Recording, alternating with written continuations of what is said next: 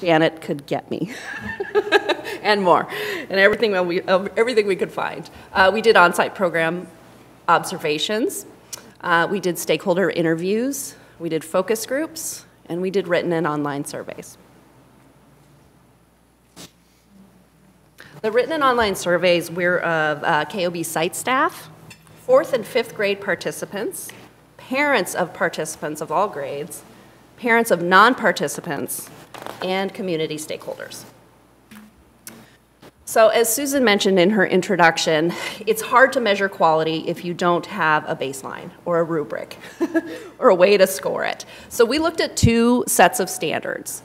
In 2010, the National Recreation and Park Association had a report that brought up the National Academy of Sciences' 8 standards that define high-quality youth programs. So we looked at those first. And they are physical and psychological safety, structure that is developmentally appropriate, supportive relationships, opportunities to belong, positive social norms, support for efficacy and mattering, opportunities for skill building, and integration of family, schools, and community efforts.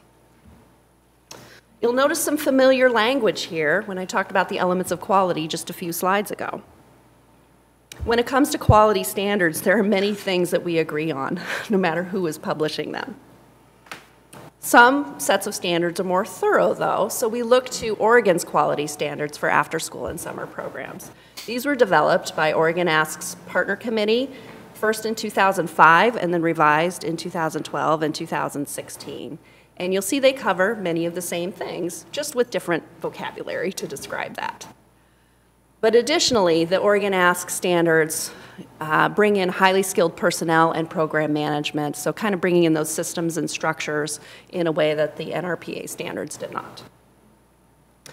There is a crosswalk of these 2 sets of standards in the appendices of the report, where you can see how these 2 align and where Kids in the Block fits in the scoring there. The report is laid out in 5 sections. And starts with context and then moves into the key findings and then recommendations at the end of each section. So let's launch into the key findings.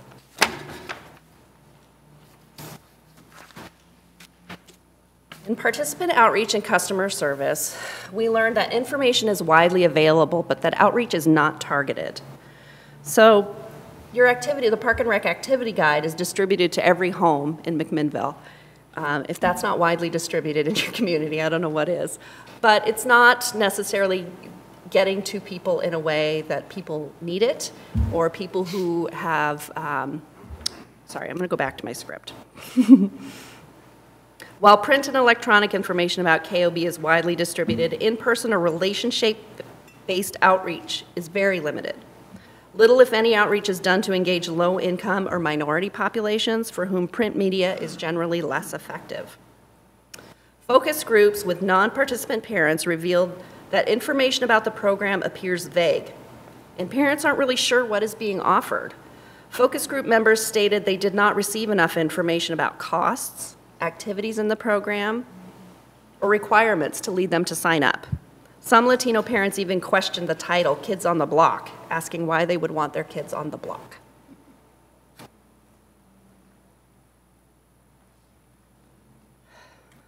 The current $625 KOB annual fee is far below the cost of other local after-school programs. Chehalem Park and Rec District is included for comparison as an area-based tax jurisdiction. Comparable monthly costs are based on 3 hours per day and 5 hours per week. This chart is on page 23 of the report. Non-participant focus group families stated that the program fee gave them slight pause when considering whether or not they would enroll their children in KOB. However, several non-participant parents noted they might be willing to pay the fee if they knew more about the activities and the benefits to their children participating in the program. Additionally, community stakeholders suggested that a number of parents may be willing and able to pay more for KOB. 50% of parents surveyed said they were willing or able to pay more. But we should note that 52% of the parents surveyed were from Memorial Elementary, which is the most affluent of the schools in your district.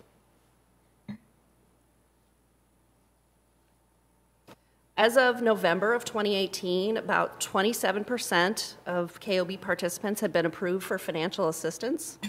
The table on page 25 shows a consistent decrease in the percent of students receiving financial subsidy. It appears that the population served by KOB has shifted over time from families with a high level of economic need to families with less of a need for subsidies. We'll talk more about tuition a little bit later in the financial sustainability section. But that chart is powerful.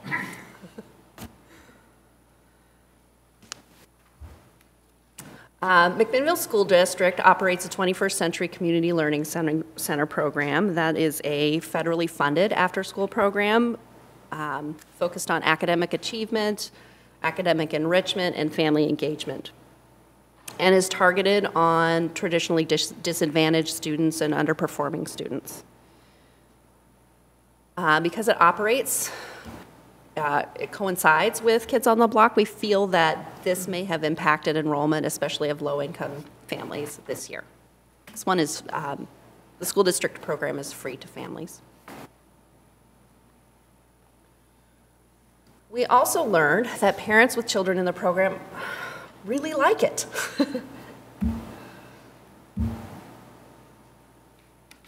86% of parents agree, I am satisfied with the statement, I am satisfied with the level of communication from KOB in regards to concerns with my child. But only half of them said they had opportunities to provide input or feedback on the program.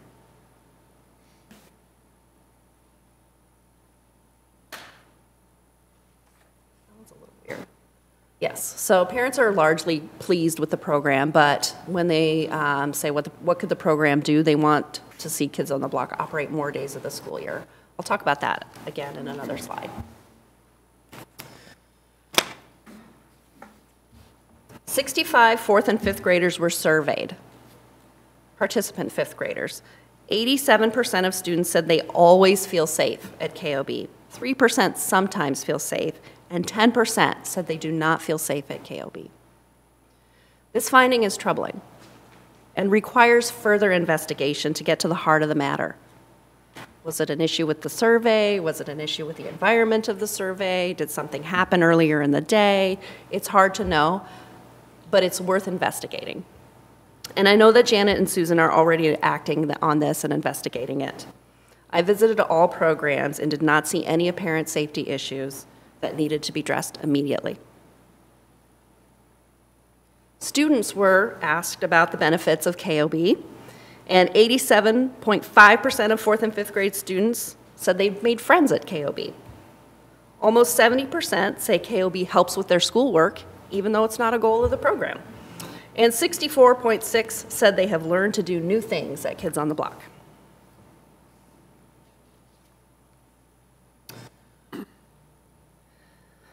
%50 of non-participant parents said their children are home alone. Paralleling feedback from participant parents, 49% of whom said if not for KOB, their child would be home alone. Several of the Spanish-speaking parents involved in the non-participant focus groups had at least one stay-at-home parent or older sibling that look after younger kids and weren't actively looking at structured after-school or childcare options. However, a number of non-participant parents who do seek childcare said they would be more likely to leave their children with a family member, friend, or acquaintance than register for KOB. These parents had heard of the program but knew little. Many Latino parents in particular expressed an interest in finding out more about the activities and whether or not kids receive homework help. Parent comments included, I would sign up if the teacher told me, and if I understood the benefits of the program, I would be more inclined to enroll my child. Okay, we're going to move into the program operations section. A fall 2018 survey of 45 Kids on the Block parents revealed the following related to these top 5 reasons. There is general agreement from the community and parents. parents in particular, that the KOB program hours, 2:30 to 5:30 p.m., meet the local needs. However, one of the most common suggestions for improvement is to have the program operate more days, ideally every school day. This year, KOB is operating only 134 of the elementary school days, 134 of the 172 elementary school days. We also discovered that the community would like Kids on the Block to serve kindergarten students and to increase their enrollment capacity overall. 100% of parents said they feel their child is safe at Kids on the Block. 98% of parents surveyed agree that KOB is a good experience for their child. And 91% of parents agreed, I am satisfied with the quality of enrichment activities in KOB. So this shows, asked parents to say what they thought was the most important component of the program. And while it's interesting, because while homework and reading time is not a stated goal of the program, it is on the schedule every day. Homework or quiet time or some other sort of time where they could work on homework is there every day. Parents ranked physical activity as the second most important component after homework and reading. This chart for a longer look is on page 35 of the report.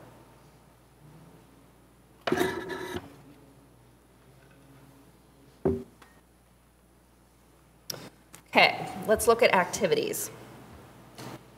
Activities for all sites are developed centrally and then shared with site staff each week.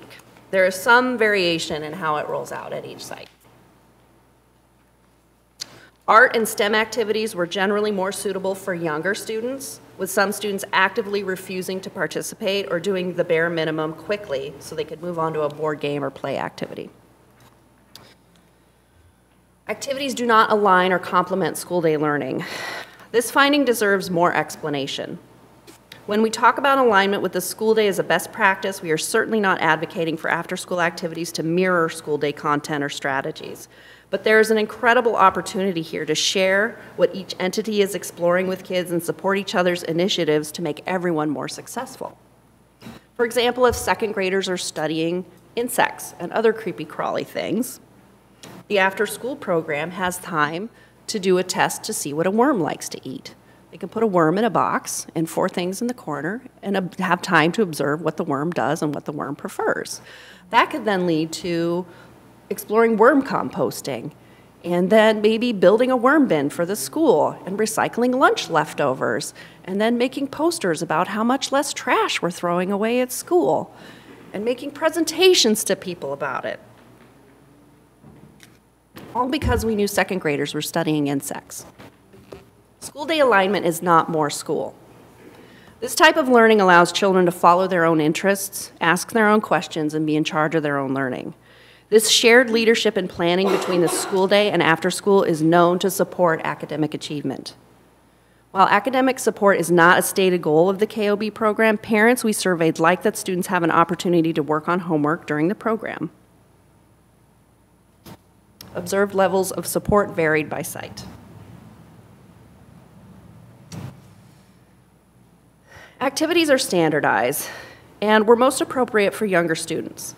If the craft of the day is to make a seasonal decoration, everyone is expected to make the craft regardless of their desire. And even if it will not help them build a skill, other than persevering through something they don't want to do. Students who needed extra support got extra attention from staff, but generally as a reaction to them acting out. KOB and MSD need to coordinate about how best to support students with disabilities and on PBIS strategies that will help set all students up for success. KOB and MSD have already responded to this feedback and are starting to work together to support students with disabilities so they can have an equitable, positive experience in the program. Got a little into recommendations there, can help. Social emotional learning. The way staff and students interacted was different at every site. Some staff were very proactive and positive, while others were reactive and punitive. Guidance and discipline is notably tricky in after-school programs and particularly challenging over the last few years. It's particularly tricky in after-school because folks who work in after-school are so diverse in terms of age, experience, and education. Training on guidance and discipline is critical so that everyone is on the same page. Creating consistency for kids and to ensure that folks are not reverting to the way I was raised. That varies widely and often does not align with best practices. And as noted in the previous slide, choice about activities was rare. Interestingly, there is a difference of opinion on how much choice students get at Kids on the Block. Staff say, heck yeah, most of them get a choice about what they want to do. Parents are even more emphatic about their students having choices, but only about half of youth, less than half of youth, say they have a choice about what they do at Kids on the Block.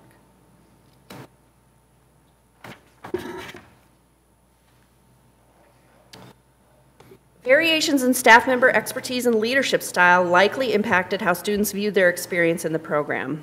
This chart on page 38 shows differences in student satisfaction from site to site. We use the data from the 3 sites with the largest number of survey responses.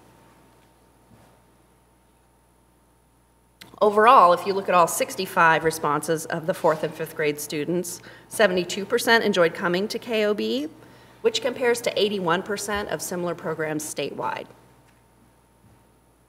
76% of KOB participants felt like they belonged at KOB, which was 11% less than statewide.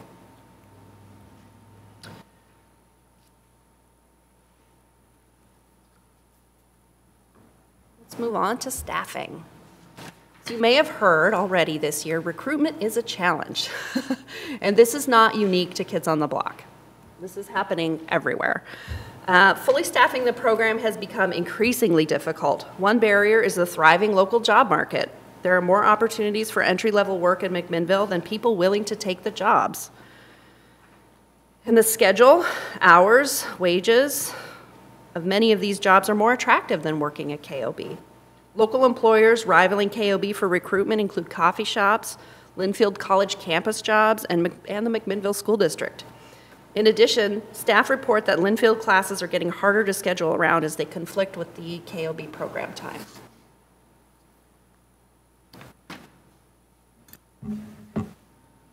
This is a chart of the staffing structure of Kids on the Block. It's on page 26, and it shows 35 site-based positions. But the limited availability of employees requires 55 to 60 individuals to be hired to fully staff the program 3 hours per day, 5 days a week. The program has a goal of a 1 to 10 staff to student ratio. And we observed some pretty significant variations in that. Right after school, sometimes we'd see a ratio of 1 to 30. And later in the program day, we might see a staff ratio of 1 staff to 3 students. So it varied widely, site to site, and mostly time of day, I think, was the main factor there. KOB serves close to the same number of girls as boys. However, more females are on staff than males. KOB staff are generally representative of the students they serve when it comes to the Latino population. While 35% of the school district elementary students are Latino, only 18% of KOB students are Latino, but 21% of KOB staff are Latino, and many of them are bilingual in English and Spanish. 100% of KOB staff reported they like their job. And KOB staff report high levels of communication and collaboration between staff, which is above state averages, 7% above state averages. Staff want training on behavior management, social and emotional wellness, youth engagement, age-appropriate activities, culturally responsive teaching, learning styles, and positive behavioral interventions and supports, which as you hear the key findings, you can see that staff are wanting the trainings on all the exact right things. Let's move on to management. The KOB program manager is in her 12th year operating Kids on the Block. In addition to KOB, this position oversees the Summer Stars program and a $400,000 budget, hiring more than 60 staff per year. And while retention is something that's very difficult in after school, so it's remarkable to see someone who's been retained for 12 years, the support that she has had and the professional development she has had to do the work she needs to do has been limited. We found that staff receive direction during preseason training and monthly staff meetings.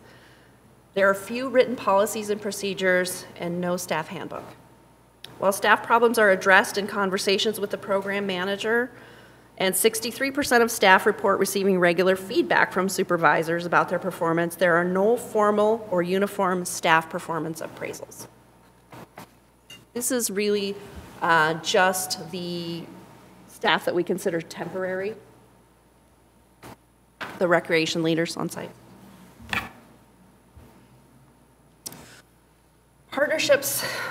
Community relations. Among longtime residents, KOB is well known and well regarded. Other families are not at all familiar with the program. Families new to the community or less connected to schools or civic life, particularly for those whom English is not their primary language, tend to know less about KOB, what it provides, or how their child might benefit from participating. Similarly, KOB partners are steadfast. They tend to be the same businesses and organizations that have been involved every year, year after year, in the same ways: the school district, Linfield Work Study Program, and the paid or volunteer enrichment providers. However, there are likely other untapped community resources and partnerships that could benefit KOB.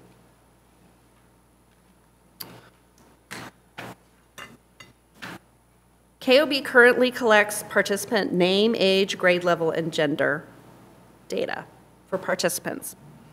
Additional student and family information, such as individual education plans, health, or school data, is sometimes shared in conversations between families and KOB staff or between KOB staff and school. But this is not documented or enabled through a signed release of information. KOB registration and financial record keeping is similar to other after-school programs and has recently been improved. However, records are not easily searchable or compiled in a way that allows for annual comparison or trend analysis.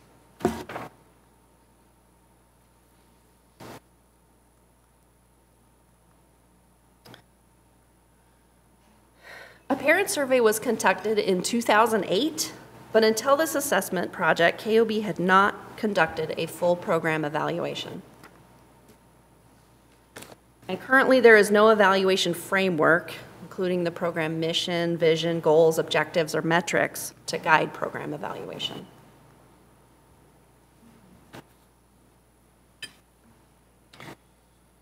Okay, moving on to partners and stakeholders. Stakeholders from every sector voiced a high value for the KOB program. The most commonly identified benefit was as childcare for full-time, part-time, and non-working parents who might be attending to other family priorities.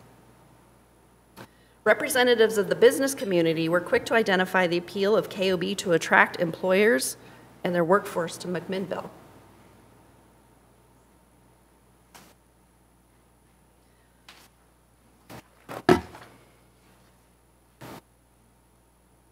Another chart. The overarching stakeholder message was to include every child who wants to participate. Unfortunately, data from the past few years show that KOB has not been able to accommodate the demand and operates with waiting lists. When asked where the city of McMinnville should focus KOB resources, 100% of surveyed stakeholders said low-income families should be prioritized, followed by students struggling socially and students struggling academically.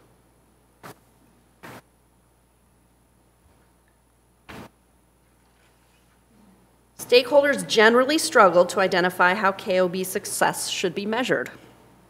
Some individuals suggested that the program track things such as student academic performance, amount of time spent on homework or reading, school attendance, or behavior referrals, but noted that showing a correlation to KOB participation might be difficult. Staff interviews confirmed that the program's stated goal is basically the program description. Kids on the Block After School Enrichment gives 1st through 5th grade students a safe, fun place to be after school.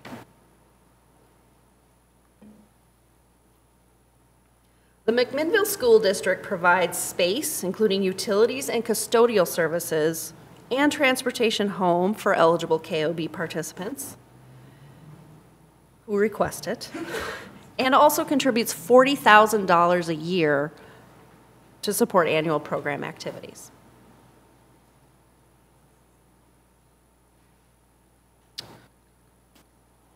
Opportunities were recently identified for the district to assist with enrollment tracking and strategies for staff recruitment to fill currently vacant KOB rec leader positions. However, little interagency planning is conducted related to outcomes or sustainability. Linfield College provides $40,000 worth of college work study hours per year, only charging KOB $10,000 for that. This augments the other KOB seasonal staff hours.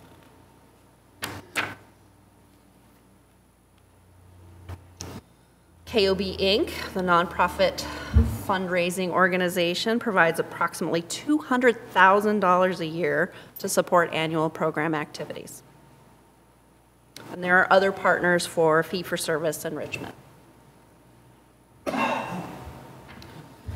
As Kids on the Block has developed over the past 3 decades, the staff time that initially focused on volunteer and community engagement is now dedicated to program management, staffing, curriculum development, and activity planning, as well as responding to scholarship requests and other program priorities. Local businesses have contributed to past fundraising efforts benefiting KOB as they do to just about everything in McMinnville. A focus group member received nods around the table when referring to business donor fatigue.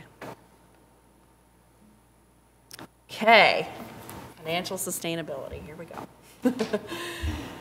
So this chart shows what the city budgeted for Kids on the Block. It's small, so I'll read aloud what the numbers are. There's $30,000 in the budget from tax dollars in the city general fund. That's just 7.6% of that budget.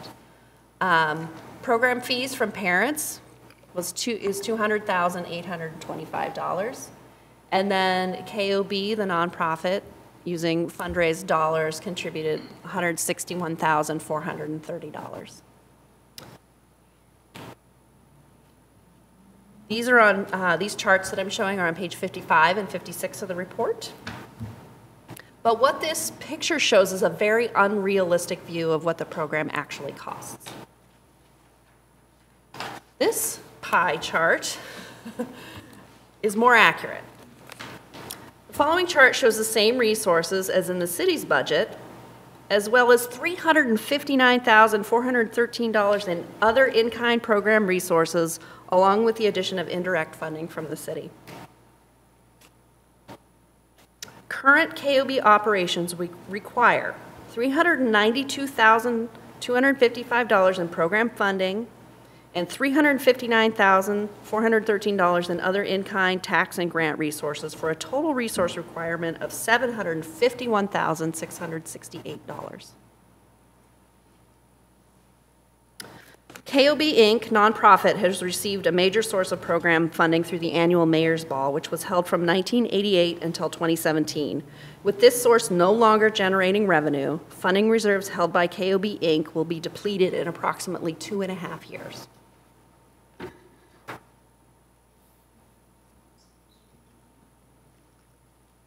As you can see, KOB costs significantly more to operate than parents are paying. Do you remember the annual fee was $625 a year? Is, not was. A common method for calculating cost per student or cost per slot is to divide the primary agency's cash budget, in case the city's $392,000, by the number of program participants. What this results in is simply the cash contribution per slot, but not the true cost or even the true value. The cost model described in the report provides information on the value per slot and the cost per slot for Kids on the Block. The project cost model and variables were based on your city budget, spring 2018 enrollment, because we had good figures for that, McMinnville School District in-kind costs, Bureau of Labor and Statistics industry standards for non-teaching positions, employment-related daycare rates as established by the 2016 Oregon's Childcare Market Price Study, and 2018 Federal Child and Adult Care Food Program reimbursements for after-school program snacks and meals. Variables were adjusted to reflect inputs from all sources. Budgeted expenses came from the city budget. School district in-kind estimate. Oh, I'm reading that again. It's the same info. I'll skip it. So value means the total cost of a participant slot, supported by funding and in-kind contributions. Because of the various cost recovery sources, KOB parents do not pay the full value of a KOB slot. Value per slot is shown in the chart on page 59, with the current year value of $2,424 growing with inflation to $2,810 5 years out. The charts on page 61 show 4 different scenarios for raising parent fees to meet the actual cost of the program. Raising the rates next year to $774 a month, and even more in the following years, would bring the shortfall to 0. The burden on parents goes up significantly in each scenario as fundraised dollars are depleted.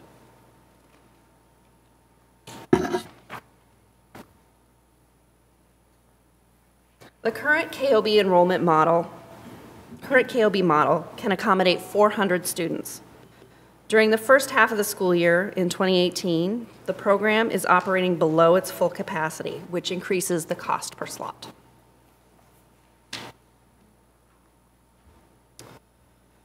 KOB has not taken advantage of the state's employment-related daycare childcare subsidy program as a source of financial assistance for low-income families. Based on the federal poverty rate, parents can apply for assistance from the state and receive a childcare subsidy that can be used at a provider of their choice.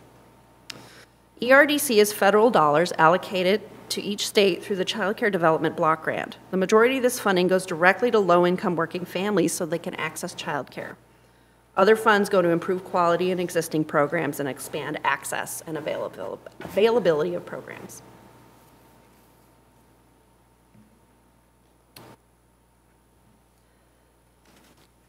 Over the past 7 to 10 years, the KOB Inc. Board of Directors membership has had a decline in interest, while still having a core group of 4 to 5 individuals who have remained committed to being good stewards of the money raised over the years by the Mayor's Ball.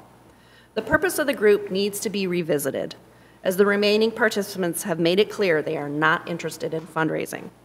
The nonprofit would require a new group of committed individuals if that is the direction.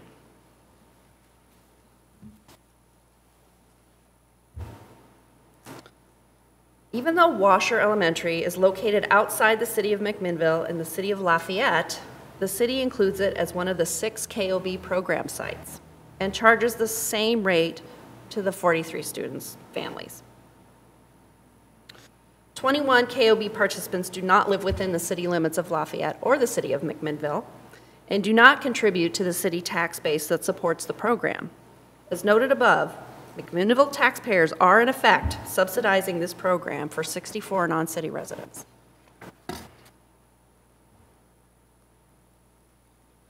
That is the detail of the key findings. And Mayor, I'd like to pause the presentation now and see if you or the counselors have any questions about the findings. Okay, Council, we've had an opportunity to go over the major findings of this the study. Any questions from your reading or the presentation this evening for Susan? I'm just curious, why has the federal child care subsidy never been tapped? They didn't know about it. Okay, good answer. And how much would that provide in subsidy given the current ratio? It depends. The likely scenario is it wouldn't cover the full cost of a slot, but it's cost recovery you wouldn't be getting otherwise, or otherwise you might be offering a scholarship, so that would be an absence of cost recovery. So it's an opportunity for more cost recovery with the ERDC. Would it cover like half or a third? It really depends. It depends on how much they attend, and there are several factors. It's information I can get to you if you'd like, if you're interested in that. And another thing is there is some overhead in being an ERDC provider that has to be considered. So there's, it's a state thing. There's paperwork and things that have to go back and forth, and different kind of tracking that has to be done about when those students attend for what they can bill the state for. It's kind of like the parents go to DHS to see if they qualify. If they qualify, then they are given a copay amount, so they would pay Kids on the Block directly, probably $25, and then KOB would bill the state for the rest. But it's critical that we know our true cost of the program then, and not have a guesstimate, I'm guessing, if we're getting involved in federal subsidy. Sure, and we don't get to tell the state what they get to reimburse us for. Right. They base it on the child care market rate study, and geographically you're in a zone, and that zone will have a certain amount of reimbursement rate depending on the age of the students or the age of the kids, like are they infants, toddlers, school age, and how much that child attends. So that has to be carefully tracked. That's why I can't give you a full number. It really depends on attendance. And then the Washer Elementary kids and the non-resident participants, it just seems like a no-brainer. That how does that figure into it? How much of cost are we looking at? I don't have an exact answer for you right there. I'd have to look that up, but I can get that for you. But if I'm not mistaken, Washer is a part of the school district, so we have kind of boundaries that don't align themselves with the school district, them being a part of it, but not in the city. If I'm not mistaken, correct? That's correct. Yeah. But the city is not participating in providing any funding. So The city of Lafayette is not providing any funding. Right. Okay. I think, Zach, you had your hand up, and then Adam. Yeah. I'm curious, how many other cities in our state are providing similar experience? This was a tricky thing that Susan wanted me to run down. She's like, well, there must be others. And there are a few. City of Hillsborough is probably the closest geographically that's operating after school through their Park and Rec department. But it was hard to compare because they are such a different sized city. But yeah, City of Hillsborough, Bend is a park district. Bend is operating it. Willamette Lane down in Springfield is operating, but they're also a district.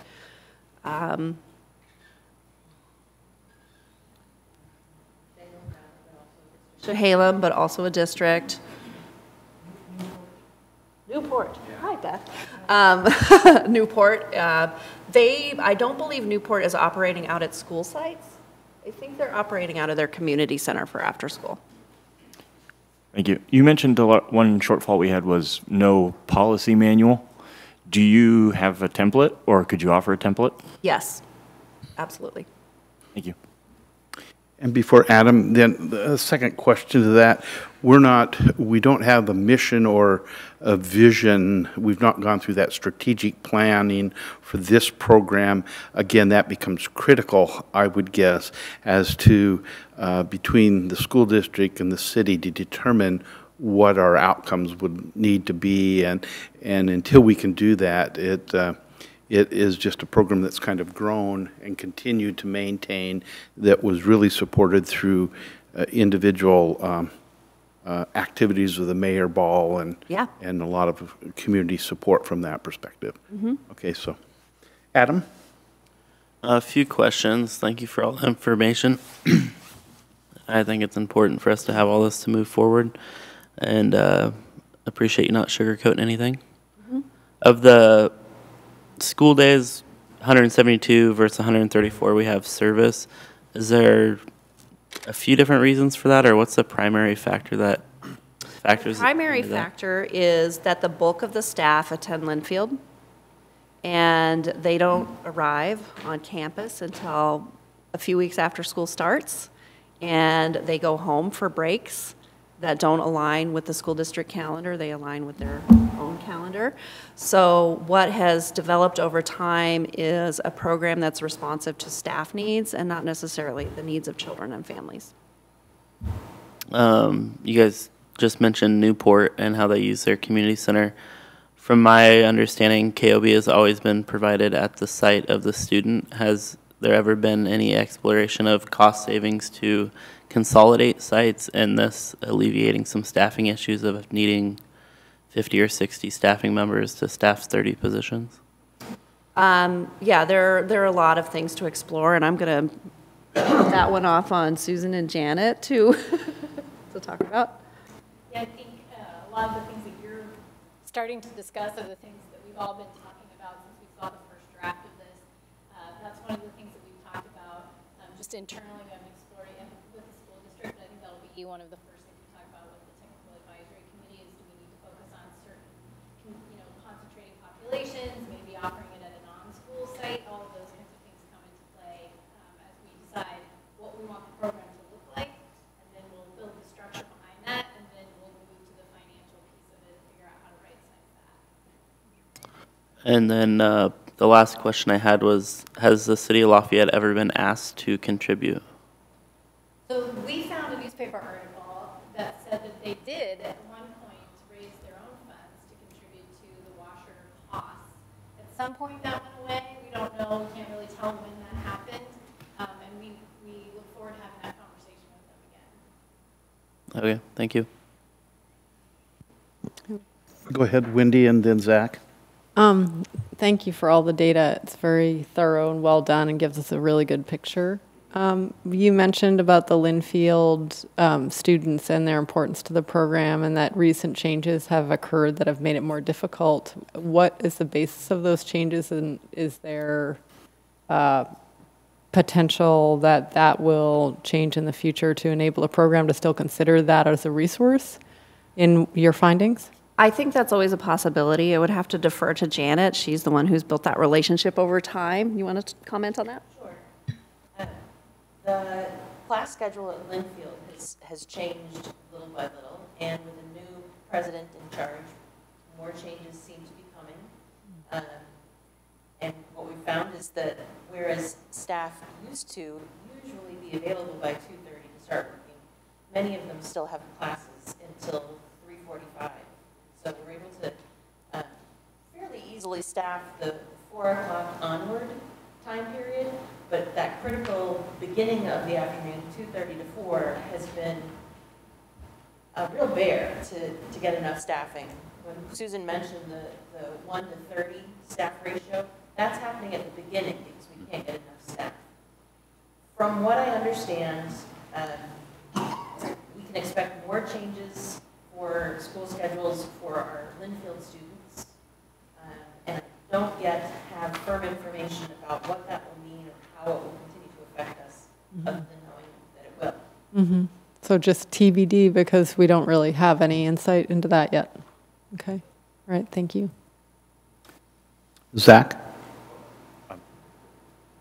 I have just as a Grammy. continuation of that, then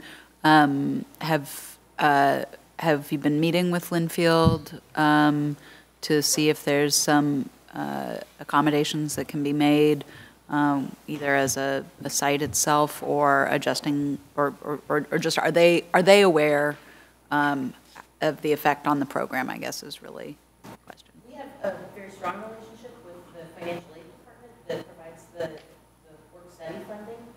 We have not had a relationship of any kind with the academic side of Linfield, so that would be something that we need to look into.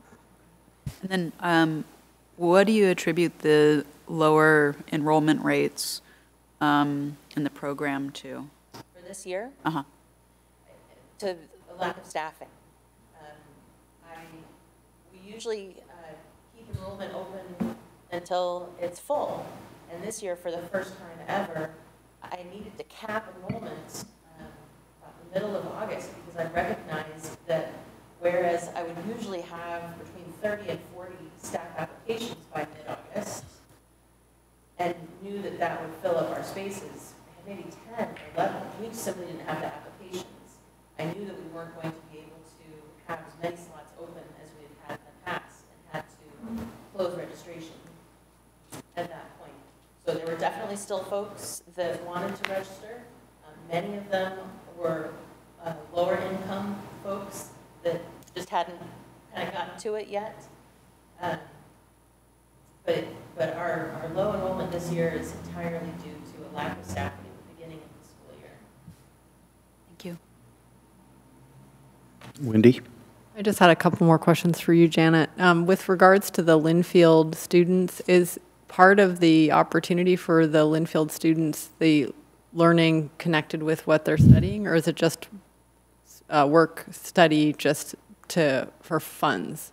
Like an internship type of thing to learn about working with kids, or is that connection out there?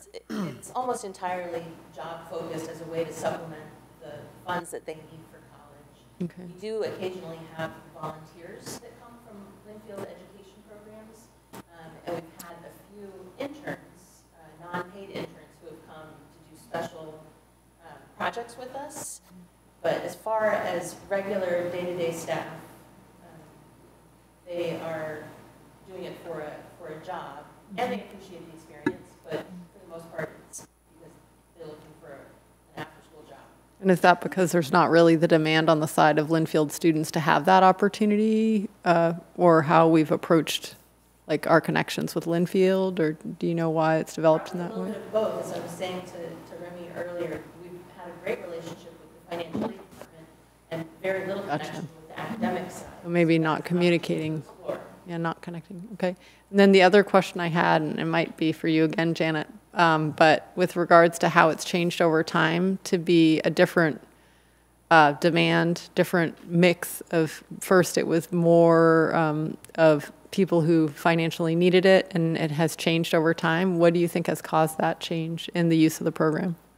Do you know? I have an idea? For this year in particular, we have a very low rate of financially needy folks. I think Susan said that it was about 32%, and usually it's about 70%. I think that sometimes there's a correlation between the resources that a family has and their wherewithal to get to the community center or to get online and get registered. So the folks who registered early on, July and early August, they were the ones that just wrote out a check for $625. They didn't have to worry about payment plans. The folks with lower income, they're still figuring out childcare for summer. They're still trying to figure out payment plans going forward. And so things really shut down for them before they could even get rolling. I also think that over time, our relationship with the school district has changed.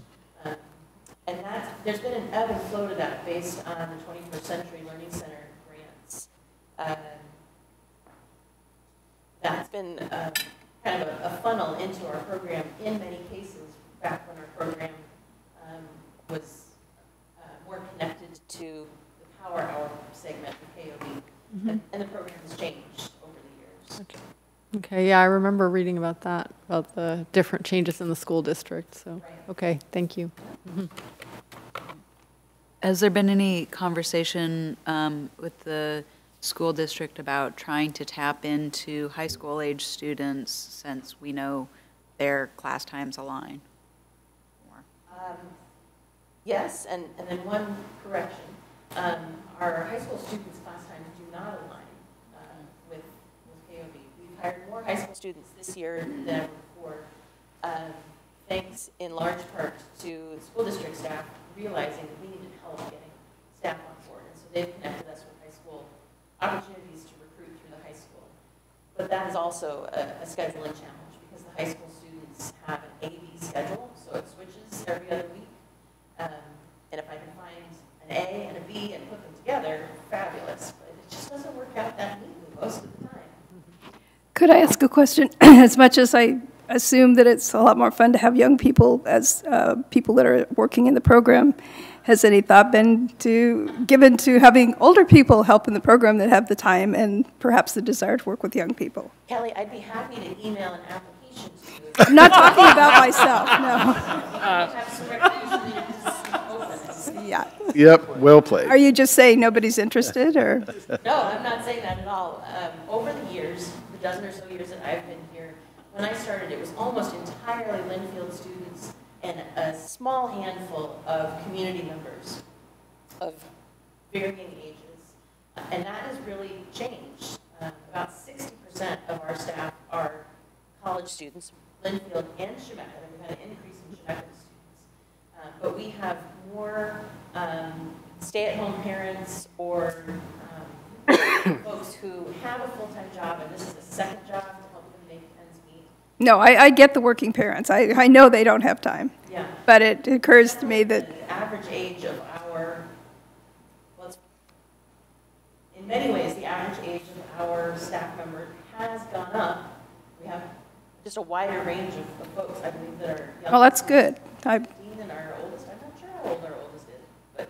Well, it's good to know that at least you are tapping into that area. Are you suggesting a senior center program that you can sign up for? It occurred to me. I mean, from that 3 to 4 slot is. If I can also say that part of that working manager kind of catch-22 that we're in is up until recently when Kylie came on board, Janet was advertising, recruiting, hiring, paperwork, payroll, doing absolutely everything. And so this is a great resource for all of us in Parks and Rec who have challenges trying to fill our time seasonal slots. And so Kylie's brought a great opportunity for us in helping us get the word out, and we're starting to bridge that gap. But it's a challenge with the working managers trying to recruit 100 people for a school year, 60 to 70 different schedules, and juggle them in all of them. I can imagine. This report helps us hone in on where do we need to spend our resources to get more bang for our buck and these kinds of things. So just painting a bigger picture for that. Okay, well, thank you. I really appreciate all the information. It's just that it was so selective on the Linfield students. That's, you know, there's Chemeketa students too, and other. So I was just curious. Susan, a question I have is from a financial standpoint. You know, questions were asked of parents whether they could pay more. What is your sense as a community of the whole? Is there capacity to charge more and keep the interest of families and parents? Or do you think that there's a point of diminishing returns? You know, one of the statistics you talked about is if it wasn't for KOB, my kids might be left home alone. Mm-hmm. And with those kind of options, can you give us a sense from your perspective in your talking and your experience throughout the state? Yeah, if I could go back to the slide that showed the other after-school programs and what they charge, we actually looked quite a bit into what is available in McMinnville for childcare, and there's not much. You know, KOB's been around for 30 years. It's probably run others out of business who might have been trying to do it. And I think an important part of the story is there are these other options. The ones in McMinnville that are center-based are all faith-based, Discovery Zone, Grace Place, Christian Academy, St. James. Those are all religious organizations. That might not be the right fit for all families. And they don't have the capacity to take on, like if KOB just closed its doors and said no more, Discovery Zone is hosting like 20 school-age kids, and Grace Place is hosting like 15 school-age kids. So it's not like they have the capacity to take on these kids. And there are parents paying $495 a month to send their child to Discovery Zone. And even in I referenced the child care market rate study that is done every 2 years in Oregon. And in the zone here in the McMinnville area, I think it's 70% of parents are paying $600 or more per month for childcare for school-age kids, whereas what your parents are paying is $93 a month. And so any fee, you know, we're getting into the recommendations, which I'd like to move into as if we can, but any fee increases should, of course, be supported by a strategy for scholarships or maybe using the employment-related daycare resource. Taking a good hard look at those parent fees is an important part of this study. Okay. Again, I think this is our first time for questions, but we have recommendations now that are going to be gone over. Any other questions that are burning right now, or should we move forward? Let's go ahead and go into recommendations then. All right, let me see if I can get my slide there. Lickety-split. Boy, I put a lot of slides on there, sorry. Here we go. Okay, recommendations. As the program operator, the City of McMinnville appears to be at a crossroads. Policy decisions need to be made about the city's interests, role, and investment in Kids on the Block after-school enrichment. The program's purpose, including goals, objectives, and outcomes, beyond being a safe, fun place to be after school, is unclear. The silver lining is the attention being drawn to these issues through this first-ever assessment of program quality and sustainability. As priorities about the program's purpose become clear, the structure, calendar, and focus of activities can be refined. In turn, as they are refined, the budget, funding, partnerships, and long-term financial plans can be addressed. So, recommendations. Clarify the City of McMinnville's role related to after-school programming. Identify the city's interests in promoting, coordinating, championing, and/or providing after-school programming. Answer philosophical and policy questions such as, why is the City of McMinnville invested in after-school programming? What are the desired outcomes? What is the rationale for public investment? We'd like to see Kids on the Block shift to an outcomes-oriented approach. Identify the goals and objectives for youth participation, and then develop measures of success and track it. Determine the changes to be made to KOB, develop a scope of work, and identify the appropriate staffing to carry out the changes.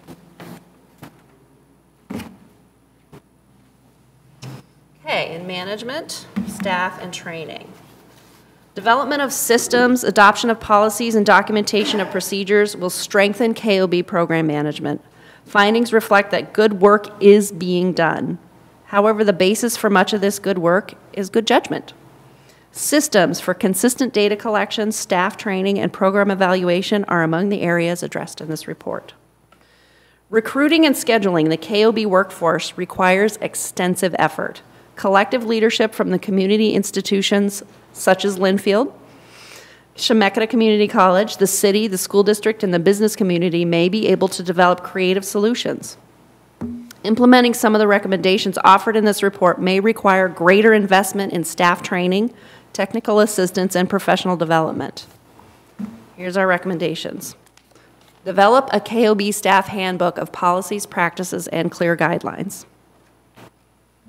Include kindergarten students and establish a structure that accommodates age-grouped activities, such as K through 2nd in one group and 3rd through 5th in another, and assign staff to work predominantly with one age group.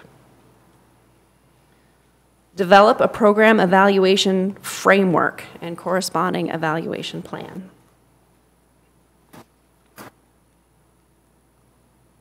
Equity, diversity, and inclusion. To better serve McMinnville's diverse community, issues of language, culture, and abilities need to be addressed. KOB and likely other city and community services would benefit from training and technical assistance on equity, diversity, and inclusion, as well as increased resources for translation, interpretation, culturally appropriate activities, and accommodations for differently abled students. Our recommendations are to increase outreach to low-income and Spanish-speaking populations, work more closely with agencies, organizations, and individuals trusted by the Latino community. Develop equity and inclusion policies, and then train staff on inclusive practices. Train site staff in behavior management and youth engagement, developmentally appropriate activities, inclusive practices, and making accommodations for students with disabilities. There are two elements to equity on this slide. One is access for folks who are not in the program but want to be, and then equitable experiences for students who are in the program. Community connections. Kids on the Block is a long-standing, well-regarded program. It is well-positioned to increase communication and collaboration with various sectors of the community, potentially enhancing program activities, increasing student community connections, and developing new avenues for sustainability. Whether increasing community connections through a parent or community advisory council, service learning projects, or a new enterprise, the community, the youth, and the program will likely all benefit. Our recommendations.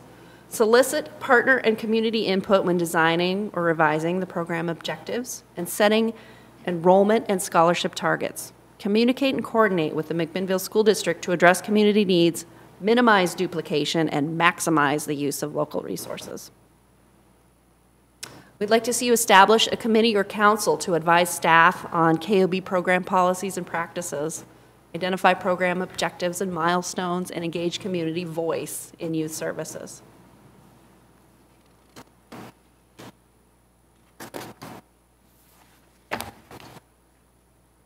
We'd like to see enhanced partnerships with the Chamber of Commerce and Downtown Association, design mutually beneficial, innovative partnerships, explore opportunities for businesses to subsidize KOB slots as an employee benefit. Develop capacity to solicit new community resources and to recruit, place, and support program volunteers. And school partnerships. While the City of McMinnville and the McMinnville School District are inextricably linked as public servants, it is their common commitment to quality of life that should make them strong partners. Decades of coordination, use of public buildings, and sharing program information provides a good foundation. This report recommends deepening the current partnership to ensure timely and frequent communications, joint planning, and a mindset of collaborative visioning and problem solving at every level. Recommendations. Work collaboratively with MSD to integrate and align the district's after-school academic interventions and KOB's enrichment programs so students and families can access the full range of benefits. Work with McMinnville School District to incorporate KOB into the district's emergency and disaster preparedness plan. Collaborate with the district to align with the school day on positive behavioral intervention and supports, expectations, strategies, data, and training so students are getting the same guidance in all contexts of their day.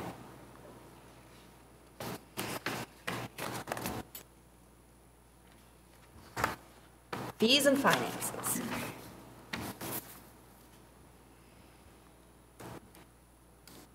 Revenue streams will always fluctuate, and a diversified portfolio can help mitigate some of that fluctuation. However, with a major funding stream drying up in the next 2 to 3 years, Kids on the Block must implement a mix of strategies to maintain viable services. Thoughtful consideration about increasing fees must go hand in hand with increasing scholarships, providing cost-effective options for added services, developing business partnerships, and ensuring that the most volatile of funding streams, grants and fundraising, are not depended upon for core program services. Recommendations: provide KOB programming on all school days. Explore fee increases along with ways to provide scholarships to families with financial need. And maybe offer a fee-based late pickup option. There are many other recommendations in the report, but those are the top. And Mayor, if it's okay? Yep. Another pause for questions. Okay. We've gone over the recommendations from Oregon Ask. Any other further questions of clarification?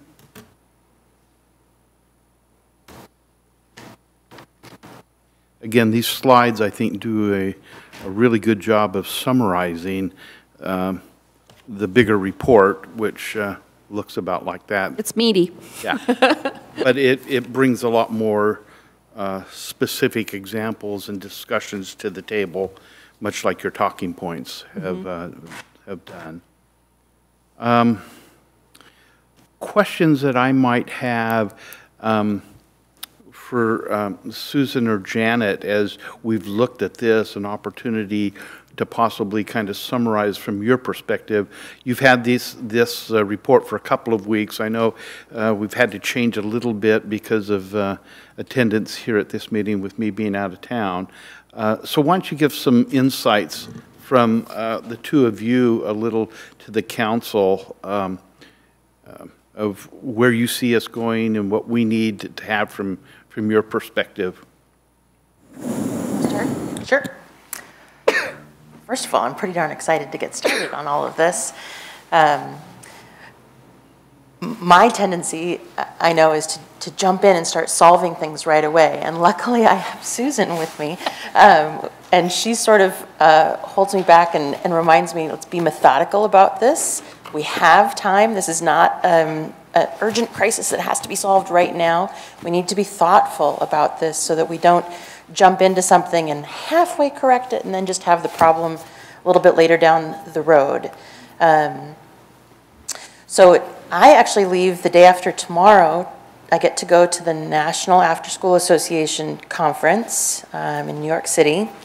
So I am super excited to take everything that we've learned from Susan Sundell and her team and really going into it with a lot of questions to ask. I'm looking for tools.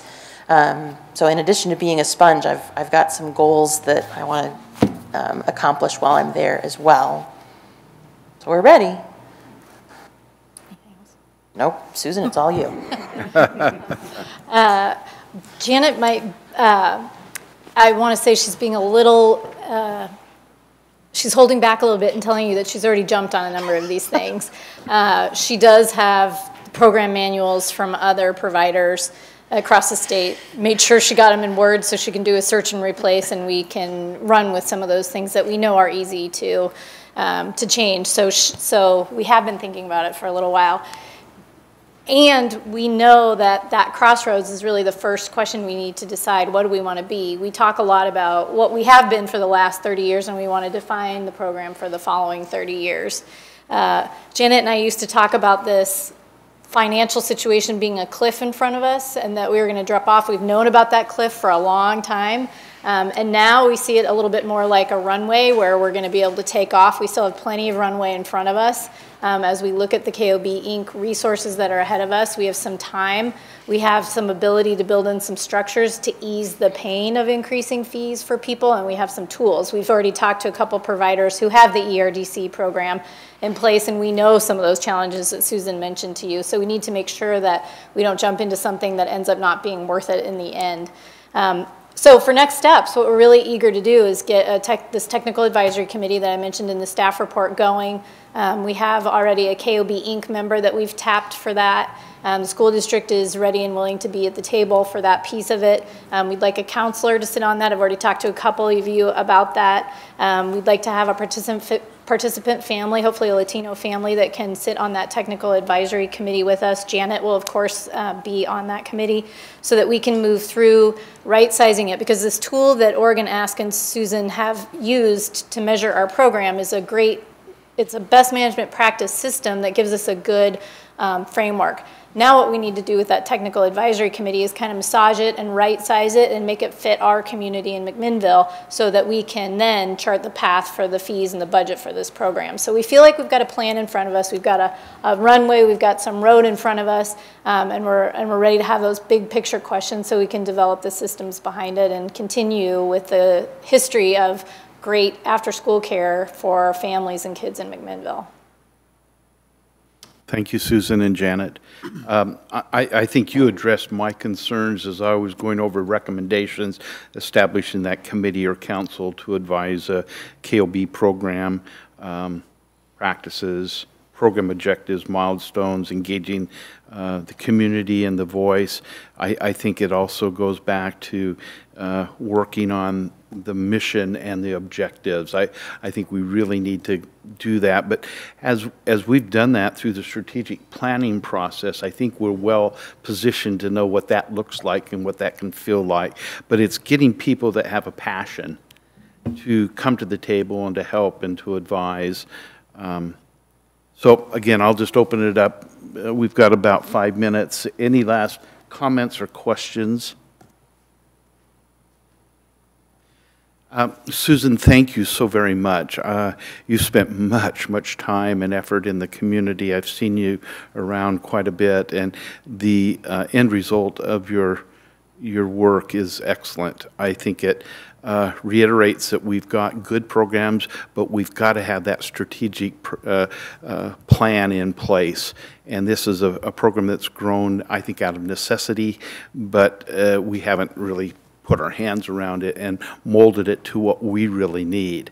And we've got great partners. We've got the school district, and as partners, and we've been in many meetings up to this point. And I just get really excited that if we really know where we're going, I think we can have the support and the direction that we need. And so we'll listen.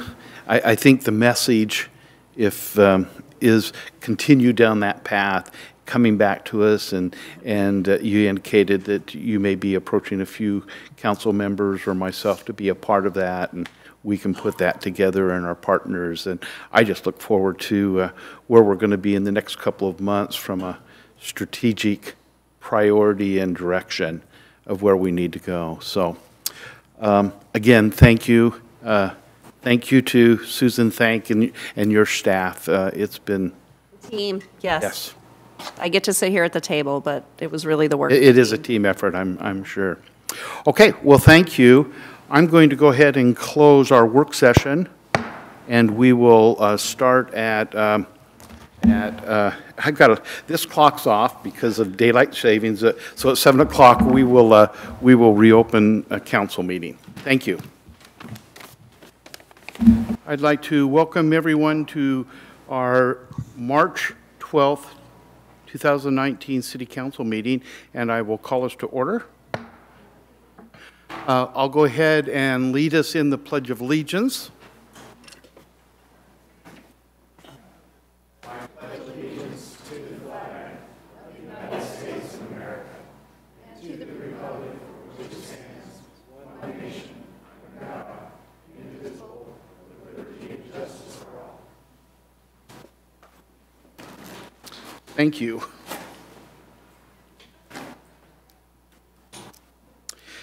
This is the time that we have set aside for comments from our citizens, and anyone can speak on any topic other than a topic that is a matter of litigation, a quasi-judicial land use matter, or a matter scheduled for public hearing at some future date. We limit those comments to 3 minutes, and I have a comment card. And so is it Kale Byers? Come up, Kale, and just come up and you can have a seat and address the council. Welcome. Thank you. Thank you for having me speak tonight. I appreciate the opportunity. I'm a student at Linfield, and my primary reason for being here is that a lot of my peers have been sexually assaulted on the Linfield campus or in their time in high school. And from my interpretation of state laws, they don't really have any clear legal options, and pressing formal charges is difficult. And it's my view that Oregon's state laws on sexual assault, and specifically one's ability to consent, these standards, I think, are unconstitutionally vague. I find the definitions unclear, and then this causes our expectations to be unclear.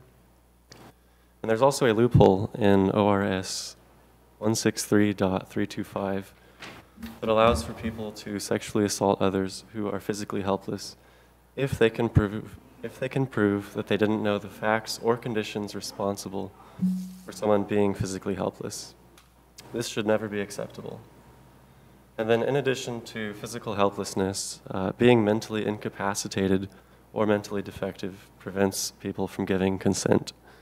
And in our state definition, mentally incapacitated means that a person is rendered incapable of appraising or controlling the conduct of the person at the time of the alleged offense.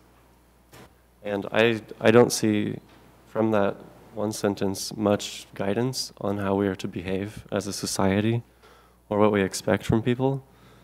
And also, I would argue that in most relationships or in most interpersonal contact with any two people, there will be a power imbalance, and so it's never possible to control the conduct of the other person. And this is more complicated when people are intoxicated. So I think that through local ordinances, we can clearly articulate healthy expectations for consent, mental incapacitation, intoxication, and the subsequent sexual misconduct or assault.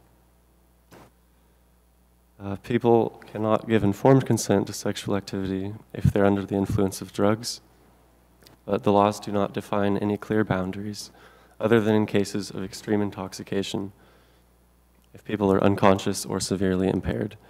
However, there's still no set of guidelines or standards to make this determination. As an example, the police can charge drivers with a DUI even if their blood alcohol content is below 0.08 when the officer determines that their driving is impacted. However, impairment by alcohol is not reflected in our laws for consent and incapacitation, and this leaves people without a legal defense when they are victims of sexual assault. Until policies and laws clearly articulate expectations, people will continue to be assaulted without legal recourse, because in the eyes of the state, no crime has been committed.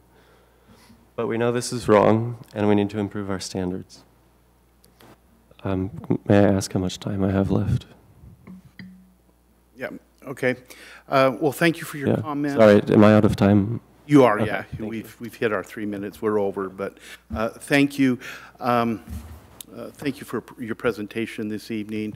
I know I have I need to give you a call back. You've called me, so I'll reach out to you. Okay. Thank you. Thank you. Okay. Any others that would like to address the council? Okay, that moves us this evening to our advice and information items. We're going to try, again, we're moving this up in our council so that we can deliver our committee assignments and information while we have people here, they can hear that. We're going to try to keep that to about 3 minutes, so more effort on our part to be concise in our reporting. And so I'm going to start with Zach, and then we'll go Remy, Wendy, Adam, Sal, and Kelly, and then myself. Thank you. Okay, I have Historic Landmarks Committee, Landscape Committee, and McMinnville Community Media. Didn't have a McMinnville Community Media. We're meeting this coming Monday, so there's no update there. Missed the last Landscape Committee meeting, but I do know that Arbor Day is on Friday, April 26th, so get out and do something good and be a part of one of our celebrations.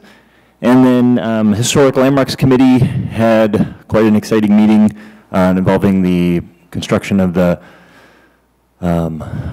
demolition, new owner of the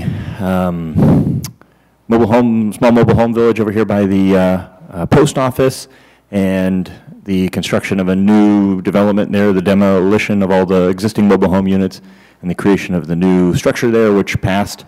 So it was a good meeting. The main takeaway that I would like to push on the Historic Landmarks Committee, and I've talked with Chuck and Heather a little bit, is I'd like to move their meetings to this chamber versus the conference room at the CDC. I think that conference room creates a very casual environment, and I think this creates a more formal environment, and that commission is dealing with really important things, and I'd like them to meet here and have a sense of ownership and pride in what they're doing, and show that to whoever the applicants are. So those are my main 3 things. Thank you, Zach. Remy? We had a McMinnville Affordable Housing Task Force meeting on February 27th. Before that meeting, smaller subcommittee met to work on a floating zone and a potential floating zone, and what that would look like and mean for the city of McMinnville. And then that is work on that is continuing primarily by Mark Davis at this point, and the planning department. Outside of planning department, of the subcommittee members, primarily Mark Davis is working on that. And then in the Affordable Housing Task Force, we had a long discussion of legislative updates. And I'm sorry, I didn't bring all my paperwork with me, so I'm not going to be able to do a full recap, but I don't think you want me to do a full recap anyways. But I will say that the McMinnville Affordable Housing Task Force did decide to support Senate Bill 595. This is in a Senate bill which would change the destination of some transient lodging tax dollars. We've heard about it in here. And so that task force will be writing a letter of support for that Senate bill. And the task force also is making a recommendation to City Council that this council also come out in support of Senate Bill 595. And so that's a question that is really being posed to the council if they would like to hear more information on that to make a decision about whether or not they'll, that we as a city would support that. And we also had an update on our housing needs analysis, and we had a last minute agenda change, so I have the original agenda in front of me, so I know I'm forgetting something. One other thing. No, I'm not? Okay, then I'll be done. Okay. Thanks. Thank you, Remy. Wendy? So we had our McMinnville Urban Renewal Advisory Committee meeting on the first Wednesday of every month at the Community Development Conference Room, and it was a quick meeting. We didn't have a full quorum, but we did have a really good discussion about we reviewed our budget. We had regrouped on different ways that we're going to be tracking our budget in real time, and we had some really good discussion around where we are in relation to the original plan that we're following. So with the team members that were there, we had a really productive discussion. We did talk about next steps for 3rd Street Streetscape project and a bit about the city center housing strategy as part of the budget discussion and where that will, what focus we'll have on those things this coming year. And the other things, the third 3 Mile Lane Advisory Committee is starting up this week, and we have our first meeting on that. So that will be interesting to get moving on that as well. That's it for me. Thank you, Wendy. Adam? We haven't had a YCOM meeting. We'll have that on Thursday. But we did have an airport commission meeting. They're underway with the fuel tank rehab. Last week when we had that, they had started sandblasting in there, looking to get the epoxy coating underway. So hopefully we'll have some no-lead fuel out there relatively soon. I know the airport users are happy about that. We had a pretty quiet airport commission meeting as far as public comment went. We didn't have a lot of neighboring users with any noise complaints or elevated noise complaints. And the Oregon Air Show came about, so the airport commission is excited to see what comes of that and how that shapes out with the city and the impact it would have on city services. And I think as a commission, we're excited about the prospect of it being here, but we're also cognizant of the demand it could put on city resources, and we want it to be cost neutral to the city. Thank you, Adam. Sal? Thank you, Mayor. Parkway Committee did not meet since the last meeting, but I'm hoping, Mayor, you'll give an update about your trip to DC. Yeah. And then the Council of Governments met on March 6th. Unfortunately, I wasn't able to attend. I attended Secretary Richardson's funeral. At the main subject, however, was that they were discussing legislation to allow the formation of a bridge districts in Marion, Polk, and Yamhill County. And this primarily to fund the West Salem Bridge, which has run into trouble. We'll be meeting Council of Governments and Executive Council on the 19th. Thank you, Sal. Kelly? Briefly visit McMinnville. Unfortunately, was unable to have their annual strategy session because of snow and other problems, but the committee did meet on their regular time in February, and they're progressing nicely on their branding and advertising campaign, showing well in the social media. The Public Advisory Committee for the Buildable Lands Inventory and Housing Needs Analysis met last week. It was a good meeting. We actually got to a point where we at least gave some consensus opinions to the planning staff, and it felt like we were kind of moving the ball down the road, at least for change. Very interesting meeting. Hopefully we will, I think the density issues are there, but I think we really need to focus on how we want this community to look and feel so people will want to move here. And certain levels of density might preclude that. At any rate, interesting. That's all I've got. Thank you, Kelly. I'll just very quickly debrief on our bypass trip to Washington, D.C., February the 27th through March 1st. We had an opportunity to take Mayor Rogers, Mayor Russ, and myself from Newburgh, Dundee, and McMinnville, Commissioner Olson from the county, Denise Harvey, who is a member of the Confederated Tribes of Grand Ronde. Susan Sokolblosser went with us. Shannon Buckmaster, the director of Chehalem Chamber of Commerce, Dave Hagelberg, and then we had our partner from Summit Strategies with us. We had an opportunity to meet with each congressman and or staff, with the exception of Peter DeFazio, who we were going back to visit, but he got caught in snow in Eugene. So he didn't make it that week to Washington, D.C., but he did have us set up with Edward McGaughan, who is the Pacific Northwest Policy Director on the House Committee for Transportation and Infrastructure. So he's the working individual on that committee. So we were able to spend some quality time with Edward. Met with Senator Wyden and staff, and Senator Merkley and staff. And that was Thursday. So we presented our message to our congressional delegation back in Oregon about what's been accomplished on the Highway 99-18 bypass, talking about the successes of Phase 1, how successful that has been. But we talked a little bit about the choke point moving from Dundee down to the driveway of Sokolblosser, and we're just moving the problem down a bit.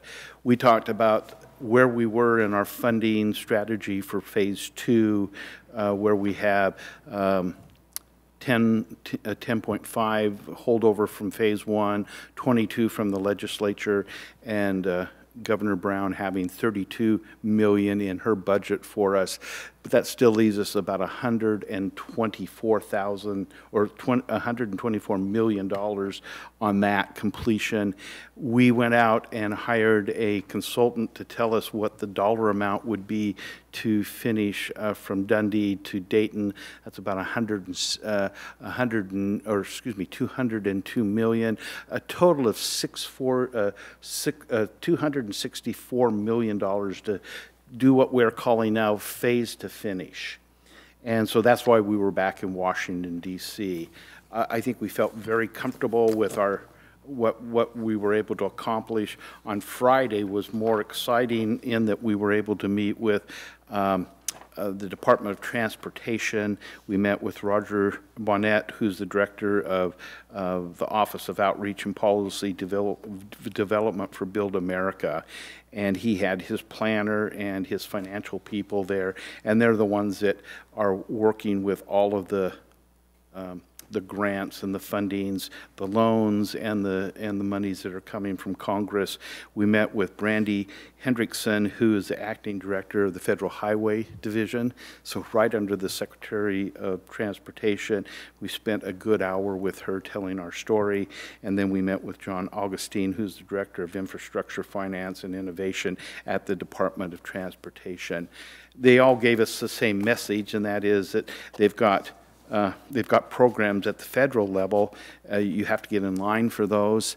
Our intent was with Peter DeFazio being the chair of the Transportation Infrastructure to see what direction they may be going, if there's ways to be able to tag a project like this onto some other type of legislation that's happening.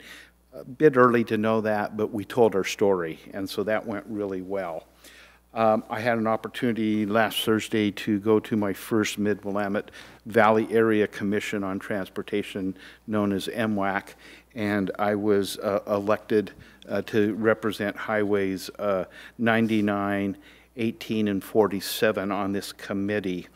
So we had the election of officers, and Ken Wood, who's been the chair of this committee for many years, a councilman out of Dallas, and then Kathy Clark, who's the mayor of Kaiser, was co-chair. We talked about the Aurora-Donald interchange, and that is a process that's much like the bypass. They're just starting that, but major problems at Aurora-Donald, and we were able to see the direction that they're going to be moving in that over a number of years to come. We also talked about the STIF, which is the Statewide Transportation Improvement Fund. There's 7 projects. They have about $11.2 million, and we're going to give a yes or no to the 7 projects if we feel that funding might be appropriate for them. And so, again, that is a monthly meeting that I will be participating in, representing our area to the Oregon Transportation Committee. And that takes care of meetings. So let's go ahead and move on. Department heads. Chief? Okay, Marcia? Susan? Well, I do have something. One thing I wanted to mention was the J. Pearson Neighborhood Park.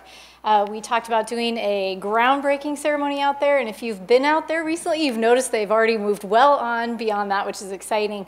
I talked to Jay about it, and we are going to save the celebration for the ribbon cutting. So look forward to something there in the fall where we can get everybody together.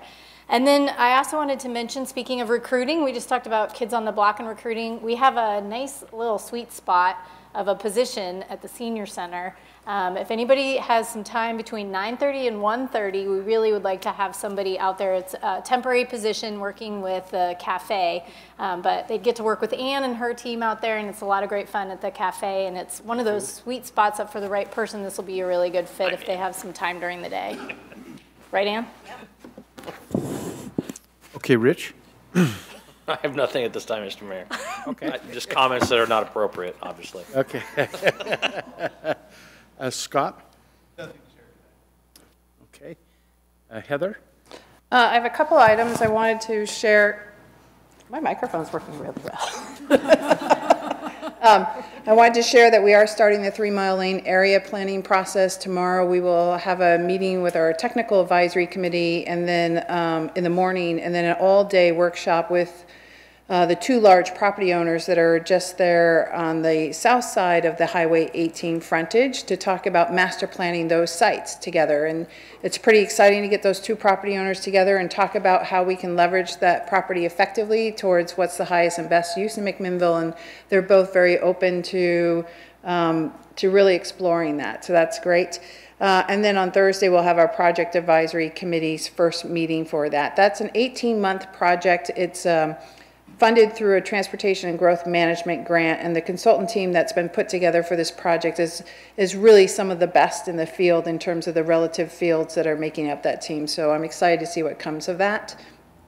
And then on Friday, I wanted to let everyone know there's a meeting in Newburgh to talk about opportunity zones that SEDCOR has put together, and it's a meeting to talk about how local investors can participate in opportunity funds to make local impact in communities that do have opportunity zones. McMinnville does have one. It's our land that's east of Lafayette and along Highway 18. And there's opportunities to invest in projects that are both employment oriented, so industrial projects, as well as housing projects. We're exploring how we can leverage that type of tool to help with Habitat for Humanity and community home builders in terms of investors participating in investing in those 2 projects and getting a tax benefit from it, and putting more funds into those programs up front so they can build more homes in the near future in their subdivision. So if anyone's interested, please contact me. Thank you, Heather. Kylie? Melissa? David? Yes. Good. Next week at the council's work session, Rich and I are going to be bringing forward an update and a report on the care facility license program and what we've seen so far over the last 4 months, as well as feedback that has come in from various stakeholders and interested persons, and we've got some recommendations that we're going to be making to the council for updates and improvements to the ordinance. So stay tuned for that next week. Thank you, David. Jeff? Thank you, Mayor, members of the council. I'll be out of town and out of the office next week, Tuesday through Friday, attending the West Coast ICMA Regional Conference. I will check the calendars of the other executive team members and make sure you have an in-town point of contact, but I'll be available by phone and electronically while I'm gone.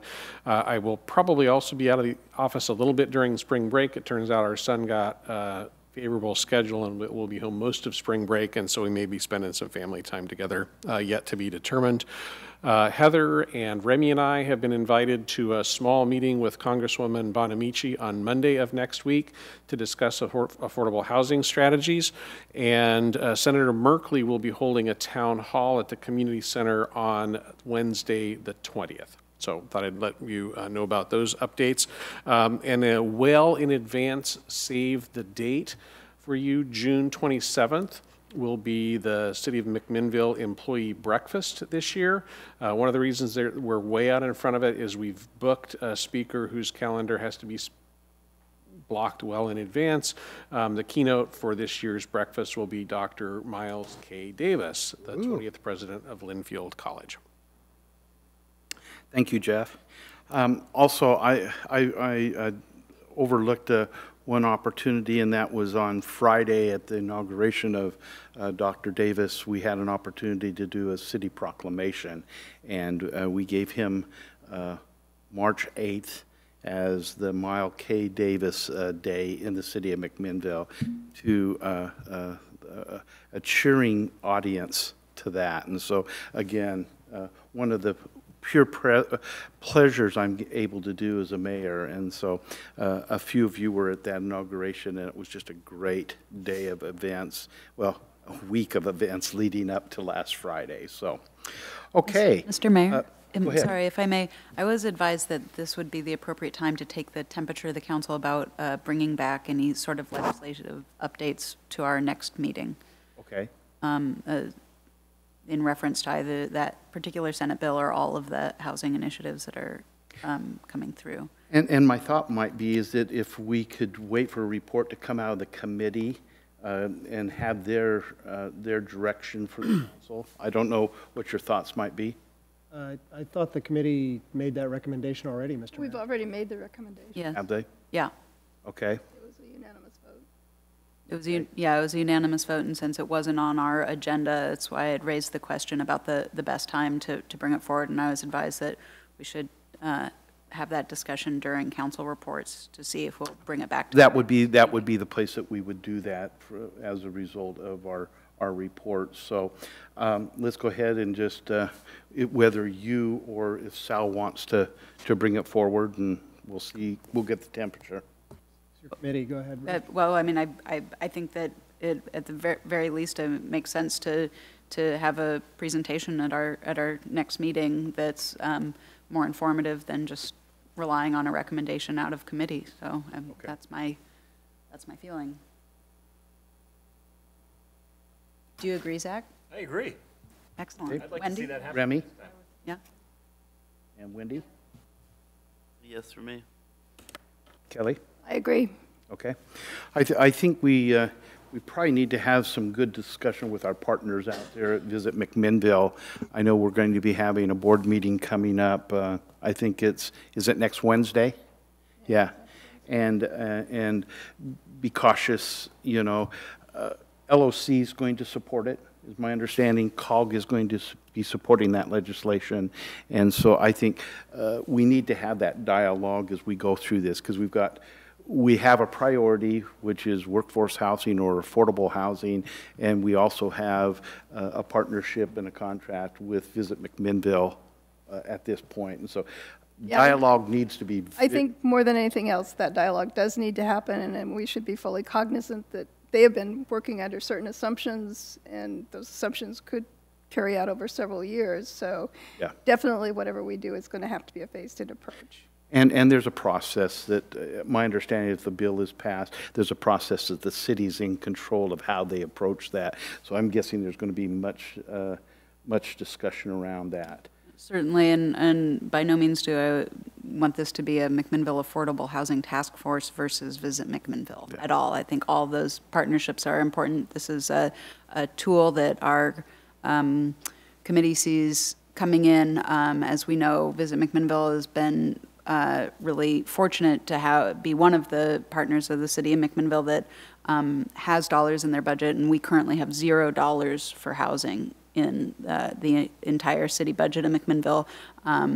And some of the feedback we hear in committee is, why are we going back to the same sources? Why are we always tapping developers looking for development, to offset development costs? And so this is, as we've struggled to find any funding, and certainly with a budget that has no dollars to cut off and put away for housing, the Affordable Housing Task Force sees this as an opportunity, but not as a slight towards Visit McMinnville, but as an opportunity to invest in some things that hopefully will deal with some of the problems that are being created, which are going to affect tourism as well. Yeah, hopefully it will be good for the businesses that do tourism and providing employees places to live. And it's a hard decision. Yeah, it is. Sal?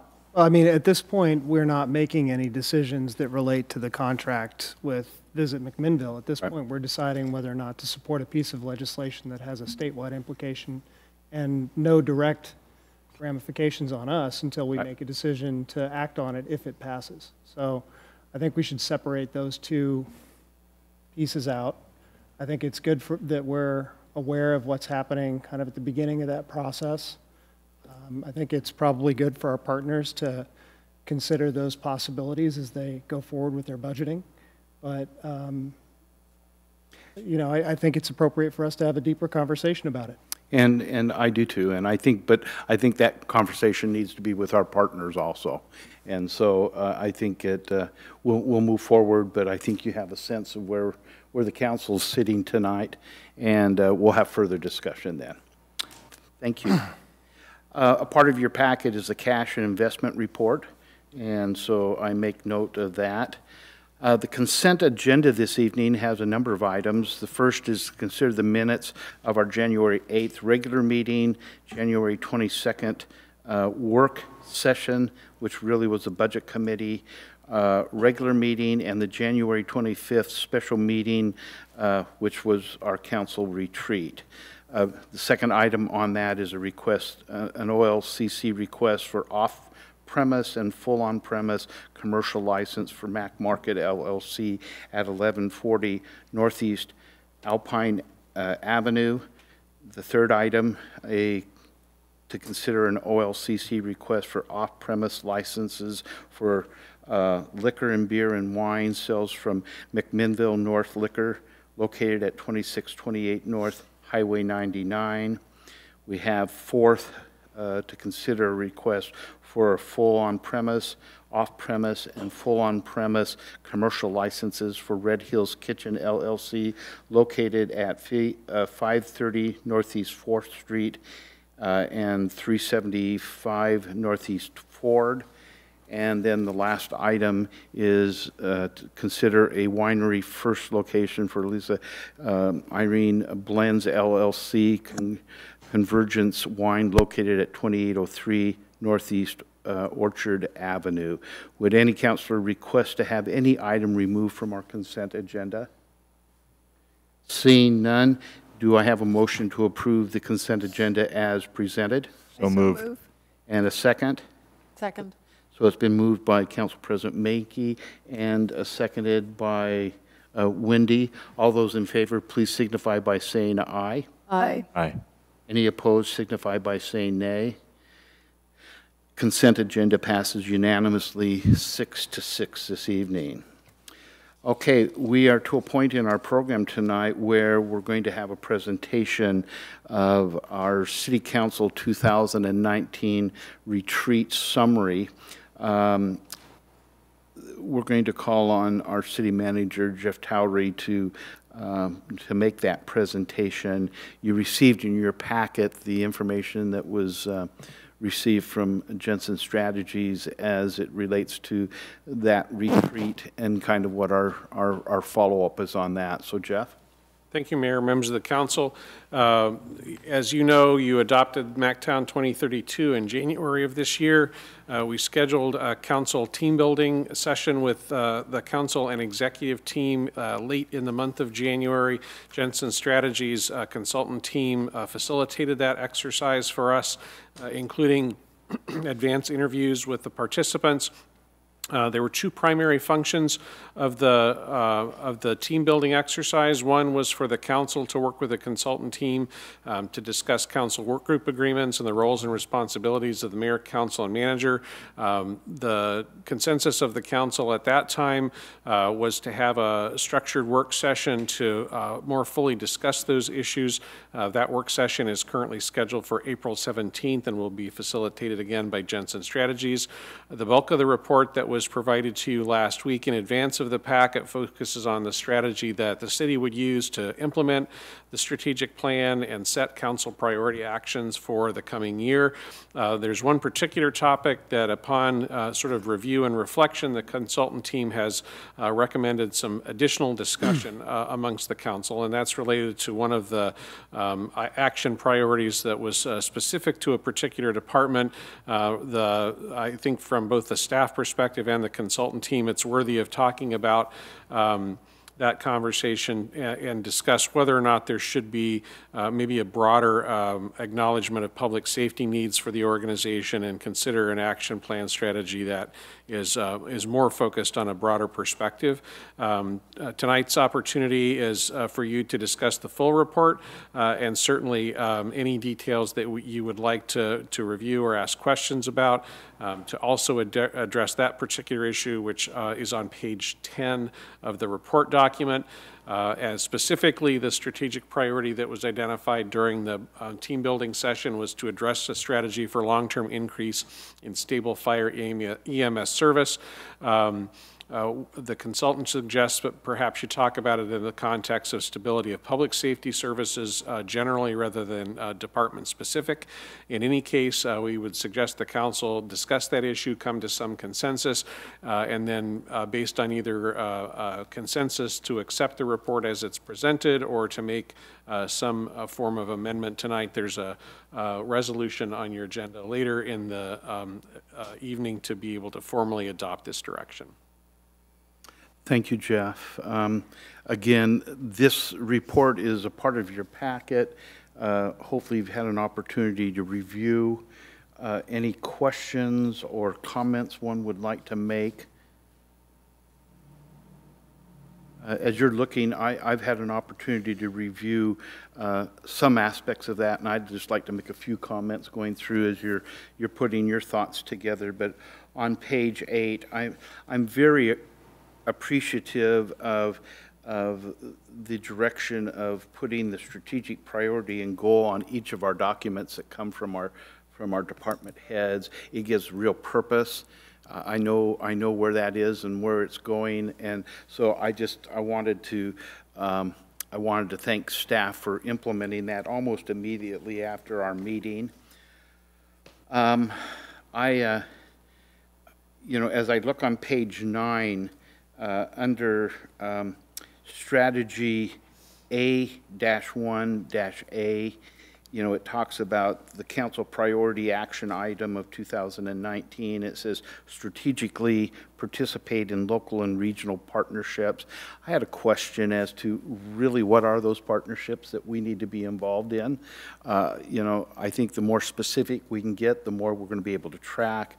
I just started to write a few down, but I don't know if this is the full list, and I think it's something that we as a council need to talk about. But I saw the county, the school district, the bypass committee, Visit McMinnville, LOC, the COG, and the state legislature as partnerships that I don't know that we have in every case really done a very strategic approach with each of these. I mean, I think COG and LOC we have, Visit McMinnville we have, but I may have missed some things there. And so with that being one of our top priorities, the thought may be we refine that as we implement this, but that was a question that I had. So I'll just kind of leave that for a little discussion a little later. I did on page 10, I think in that this, you know, we're looking from a strategic perspective 15 years out, that we should include all of public safety, that we shouldn't earmark one specific department or group when it comes to safety. And so I would support what Jeff says, is having a more generalized approach as we're looking at the next year and a half in that arena. I also, Jeff indicated that we're going to meet with Eric again to do our follow-up on our city council group agreements, and we know that we needed to do that. And again, who's going to direct our roles and responsibilities? Jeff, David, the mayor, or a subgroup? Those are the 3 to 4 things that I came up that I felt pretty general, and I think we need to be much more specific. This needs to be a working document that we're going to be able to know how to implement, how to track success. So I throw that out, and any others of you that might have like thoughts and directions, we'll open it up.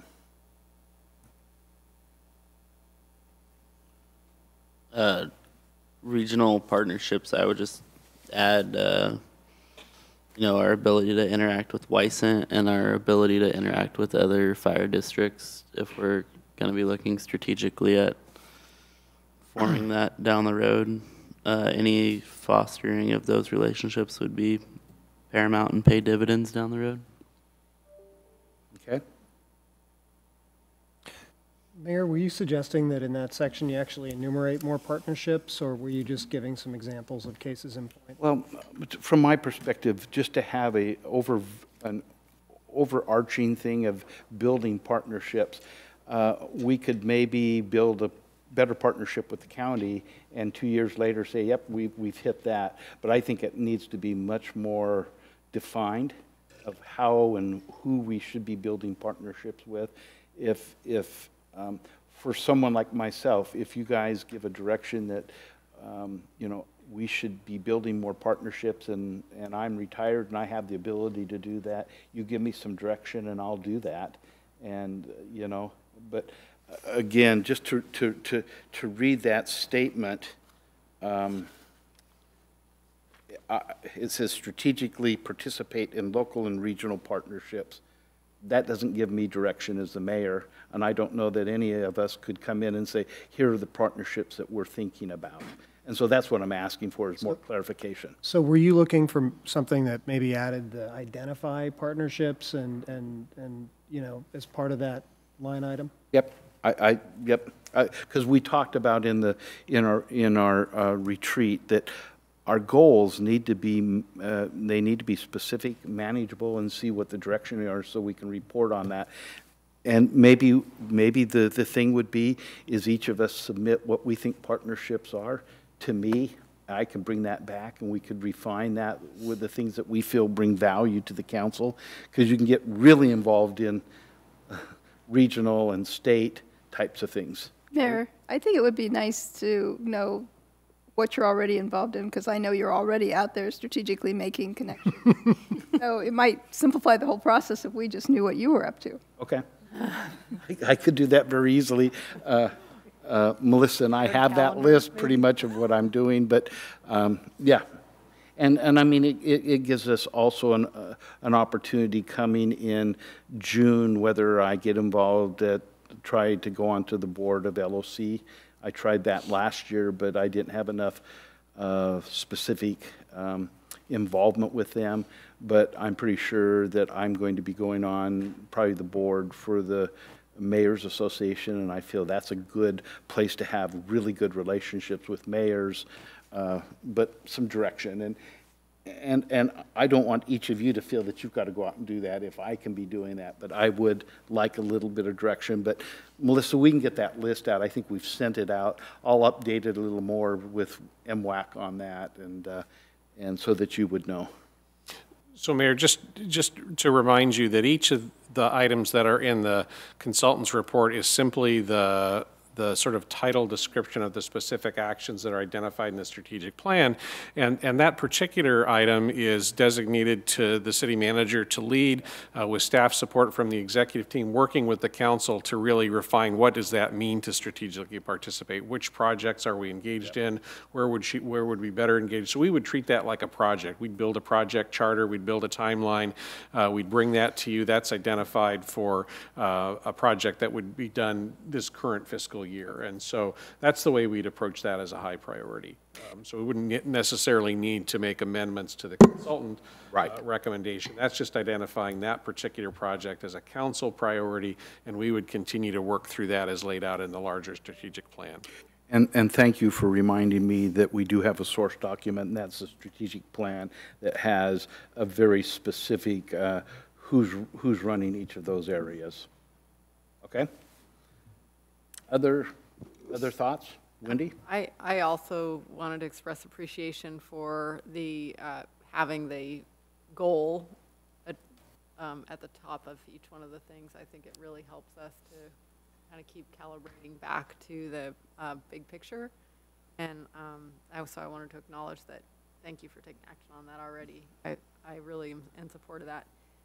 I do also, I noticed that we didn't put because there was further discussion that needed to happen, that long-term strategy with regards to fire EMS. I'm in support of broadening that and including that. I think that's a critical thing that we need to be working on as a priority, and it's important it makes it on that list. So I think we should, as a council, I mean, I'm in support of broadening it and including it as one of our priorities. Okay. Other comments, discussions? You're referring to the emergency management program? No, so below, we had discussions during the retreat that talked about having a strategy to for the long-term increase in sustainable fire and EMS service. It's not on the prioritization. Yeah, I noticed that, and that was why I was right. asking. And so I think the reason that was my question, but in looking at it further, I think the reason they didn't include it was because we had not come to conclusion on that in our discussion. So, or something, I mean, like while this concept was originally included among the council's identified priorities for 2019, following the retreat, the council determined that additional consideration and deliberation was needed on this point. I think we need to make that deliberation and make sure it makes it to prioritization. I would totally agree, because actually I feel like this is secondary to the long-term sustainability. And so that's on page 10 of the report, just to... Okay. Right. So just to make sure that we do take that step and sure. makes it to that list.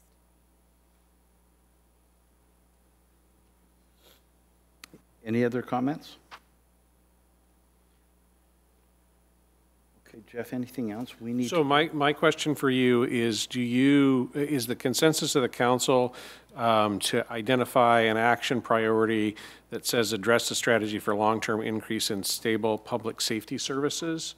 Is that the consensus of the council?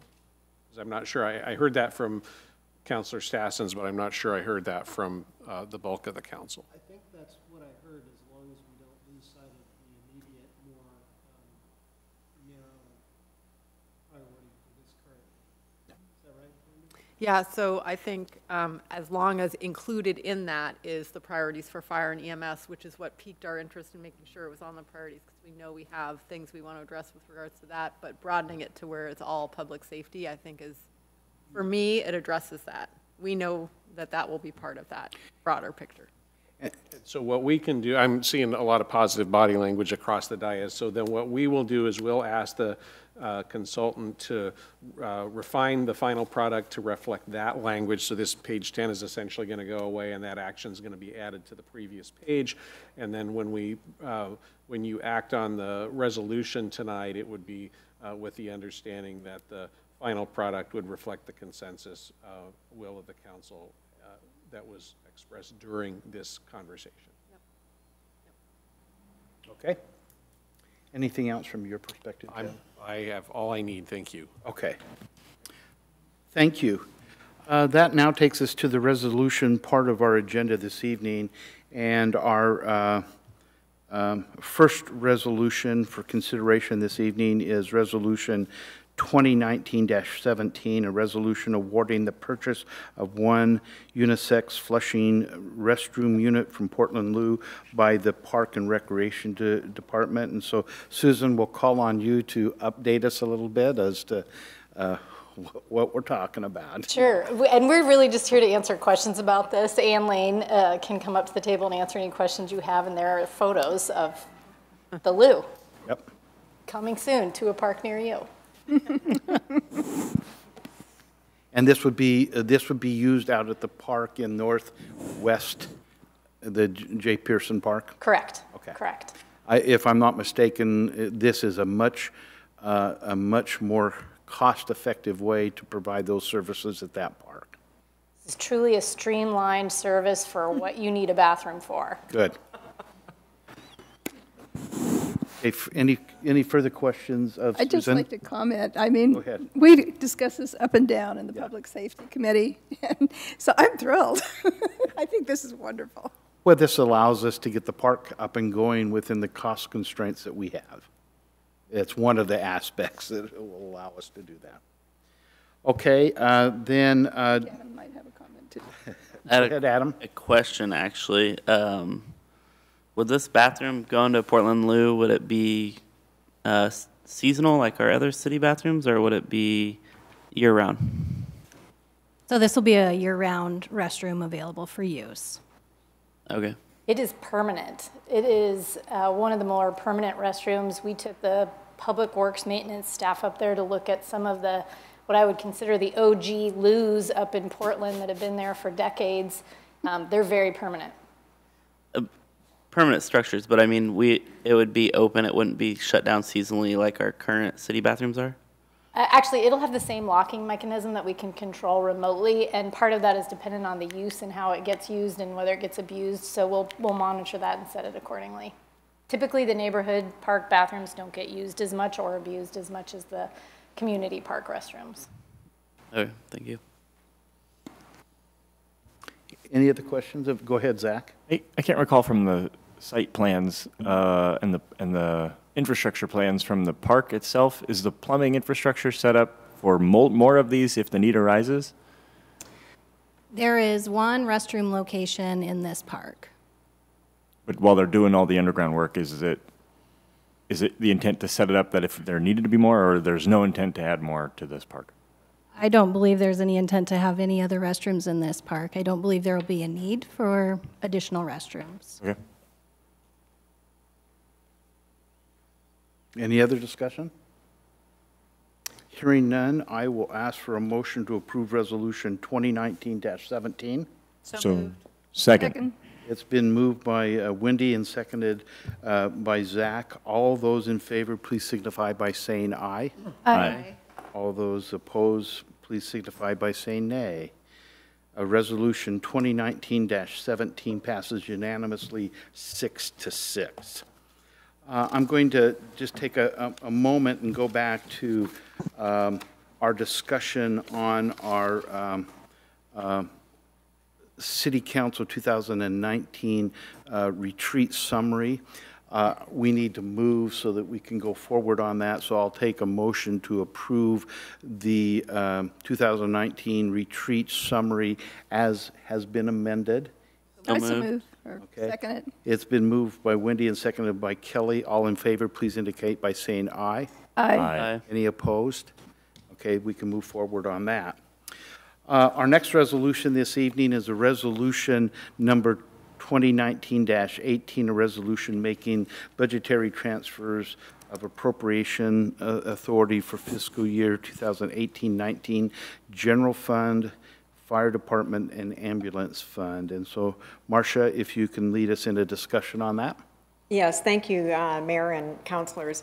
I would refer you to the staff report in your packet. Resolution 2019-18 proposes a transfer from the general fund contingency to the fire department, personal services and materials and services appropriations, and also a transfer from the ambulance fund contingency to ambulance personal services and materials and services appropriations.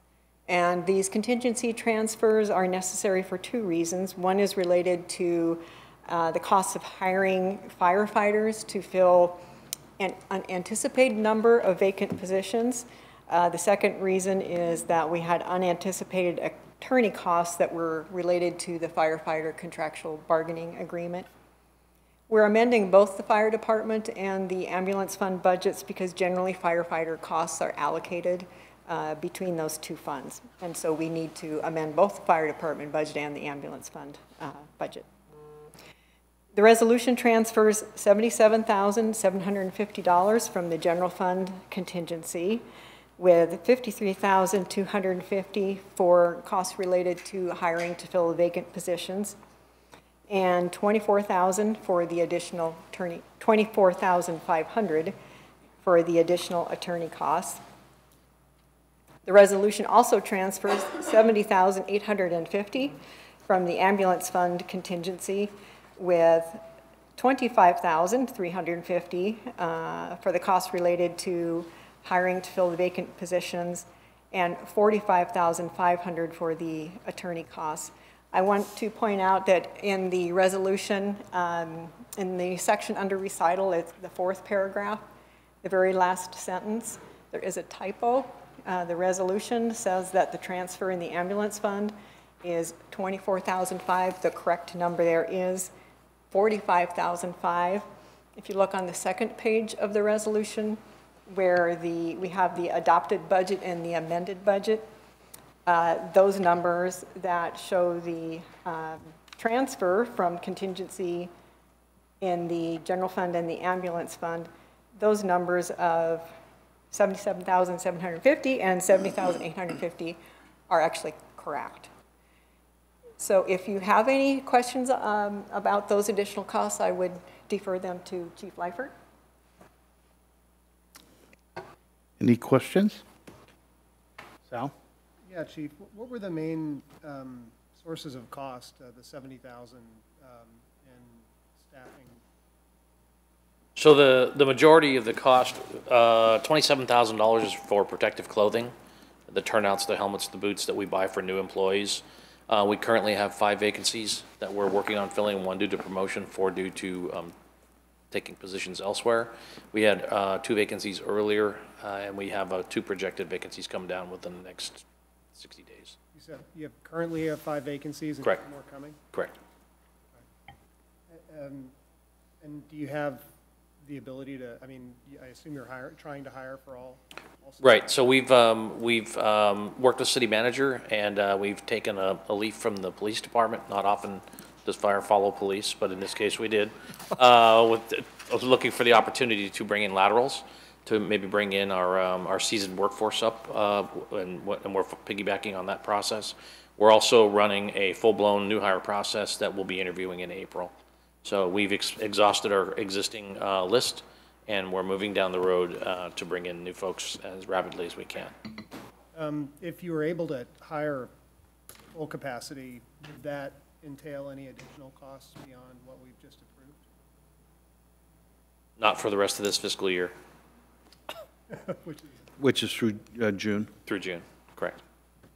This is projecting 2 vacancies that we have been made potentially aware of that are coming down the pipe. Got it. And I think most of the members of council, at least my understanding just verbally, is that a lot of the staff have been encouraging the city to consider going forward for a SAFER grant. I'm wondering if you had any thoughts on that. Correct. Yes. I was just asking, we've heard from several staff about an interest in going for a SAFER grant this year, and I just wanted to get your feedback on that. Right, so the SAFER grant is a federal program, much like the COPS grants of years past, where the federal government provides a certain number of allocation funds for you to hire with the commitment that you'll keep employees for a certain period of time. The funds phase out, so they start at 75% to 65% to 35% over a 3-year increment. And I believe that the SAFER grant is of value as long as you have a financial resource in place to set them up and keep them employed. Otherwise, We're contributing to our turnover, and we're creating a larger workload for our current employees to train new employees that are going to come in the door, get the job, and then be looking, because they're now on a grant and they don't have the funding to be sustained. So those are the downsides to the grant. If there's sustainable funding to keep them in pocket, absolutely great way to offset the costs of new employees. Could you even take advantage of it at this point, given that you have 5 positions still to fill? Well, the grant wouldn't even come to close until, so Safer Grant is, the parameters for the Safer Grant for the hiring part are really to increase your staffing to a model that mimics the NFPA requirements for staffing levels on firefighting apparatus. So we could apply to bring in the additional positions. While we have vacancies, that's not going to impact the grant one way or another, if that's your question. Yeah. Okay. Okay, thank you. Any other questions for the chief or for Marcia? Okay. I will ask for a motion to approve Resolution 2019-18. So moved. Second. It's been moved by Kelly and seconded by Adam. All in favor, please signify by saying aye. Aye. Aye. Any opposed, signify by saying nay. Resolution 2019-18 passes unanimously 6-6. That takes us to the third resolution this evening, 2019-16, a resolution adopting MacTown 2032 Economic Development Strategic Plan. And so, Heather, I'll call on you to update us and lead us in a discussion of that. Yeah, so Mayor and Councilors, I have brought this forward to you in a work session format a couple of times, so I'm not going to go into detail on the plan itself, but wanted to share a little bit of background on how we got to this place with our Economic Development Strategic Plan and how it's meant to be used moving forward. It's really an overall community economic development strategic plan. It came from a discussion of McMinnville's Stable Table, which is comprised of 5 different partners that are working on economic development in the city. So McMinnville Economic Development Partnership, McMinnville Downtown Association, Visit McMinnville, McMinnville Chamber of Commerce, and the City of McMinnville. And members from those agencies are here tonight as well. We started talking about everyone's doing great things in economic development in McMinnville, and we started talking about how can we support each other better and leverage our efforts towards a larger goal. Is there something else we can be doing? And from that discussion, we decided that having an overall economic development strategic plan where our efforts were working in a similar path towards a larger outcome for the community made sense to us to have that discussion and what would that look like. So we started putting the system together to do that in 2017. And then in 2018, you as City Council funded that effort, and we put together a project advisory committee that was comprised of both staff and board members from those different agencies as well as community stakeholders to talk about what do we see as the vision for economic development in McMinnville in 2032. What are some of the things that we're doing really, really well that we want to continue to do? What are some of the things that we could improve? Are there any performance measures that we want to change in terms of wages, overall wages in our community, things of that nature? And then what can we be doing to make meaningful impact? So we had a discussion for about 8 months and worked with a consultant and put together the plan that's in front of you tonight. That plan has several goals and strategies in it.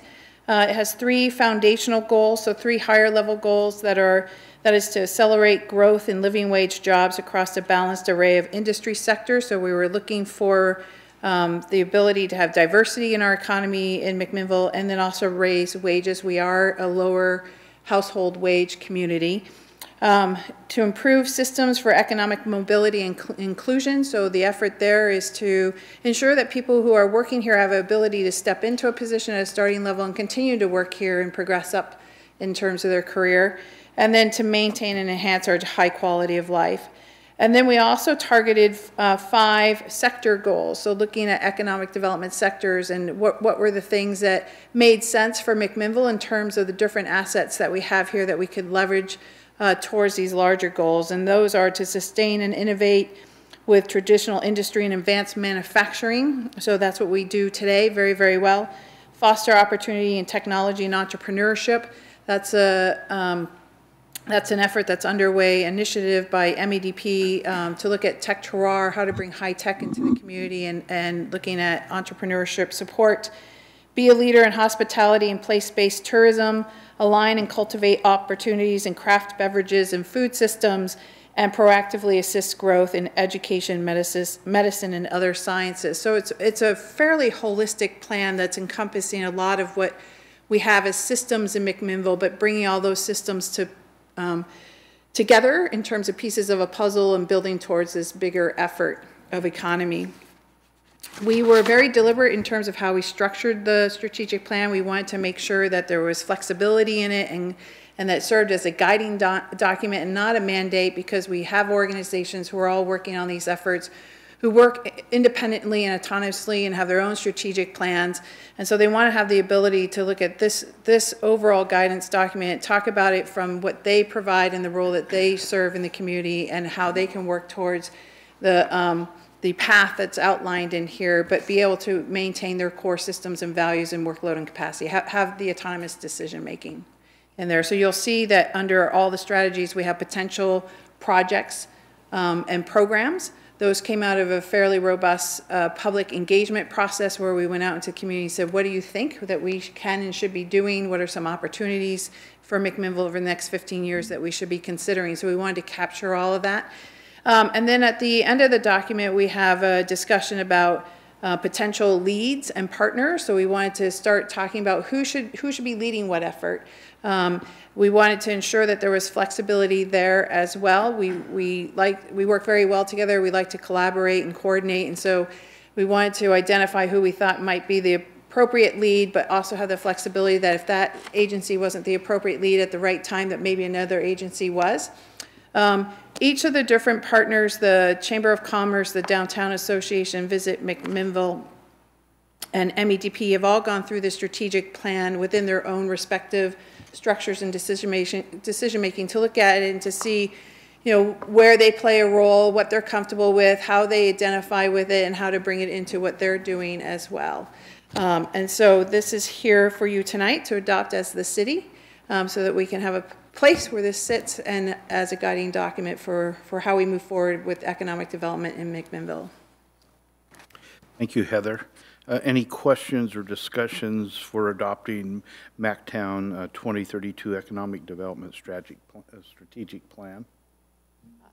Heather, I have a Go ahead, question. The Project Advisory Committee that took part in putting together this economic plan, is the vision that same advisory committee will continue, or are you thinking of regrouping a different group of people, or what's the vision there?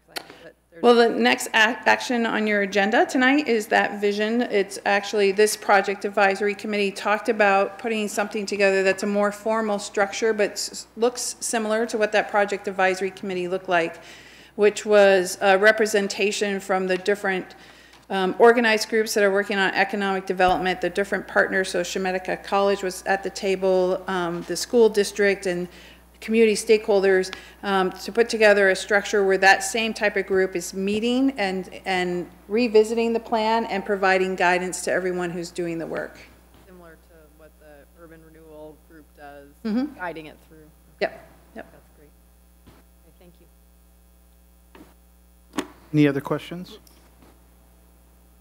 Hearing none, I will ask for a motion to approve resolution number 2019-16. So moved. And a second? Okay, it has been moved by Sal and seconded by Kelly. All those in favor, please signify by saying aye. Aye. Any opposed, signify by saying nay. Resolution 2019-16 passes unanimously 6-6. Now we're going to move into our first ordinance this evening, a first reading with possible second reading of ordinance number 5062. We now consider the matter of ordinance 5062. Does any councilor object to having this ordinance read by title only? If not, then the first reading of ordinance 5062 would be read by title only. but we'll call on, Let me go first. This is the first reading of ordinance number 5062, an ordinance amending the McMinnville City Code, adding chapter 2.30 specific to the McMinnville Economic Vitality Leadership Council. okay, we'll call on Heather to present information to the council. Yeah, so Mayor and councilors, this is to answer the question Councilor Stassens you had as to how does this effort move forward, and how do we continue to support this effort? So at the last couple of meetings of the Project Advisory Committee that worked on the Economic Development Strategic Plan, we talked about that. What does it mean? Because we want to make sure that this isn't an effort that just sits on a shelf. And we also want to make sure that all the different partners who are working on economic development in McMinnville are supported in what they're doing. And so with that, the Project Advisory Committee made the recommendation that we put together an Economic Vitality Leadership Council. So a group of people who are formally appointed that work together in the same manner that the Project Advisory Committee did. And they serve in an advisory and guidance role for all the different organizations working on economic development. And the intent for that is that the group comes together as needed periodically, whether it's quarterly. The group can decide itself how often it wants to meet, but quarterly or something of that nature, where they're asking the question, what's working, what's not working. They're working with staff from the different organizations as to what are your needs, how do we move this effort forward, are we in a good point in time to move this effort forward over here, and how do we make that happen. So if you look at the ordinance that's in front of you and the language to be added to the McMinnville City Code, it's very similar to how we've set up our other committees, except for the language relative to what the purpose is. So they're going to serve in an advisory and guidance role to all the partners, so not just to the city of McMinnville. It will be comprised of 15 people, representing 2 from each agency that works on economic development that's on the stable table that I described to you. Also a member from the McMinnville School District, from McMinnville Water and Light, and 3 members at large representing the McMinnville business community. The appointments will be for 3 years, but each of the different partners will appoint their own 2 members to be on it. The City Council will appoint the 3 at-large community members, as well as 2 representatives from the City of McMinnville.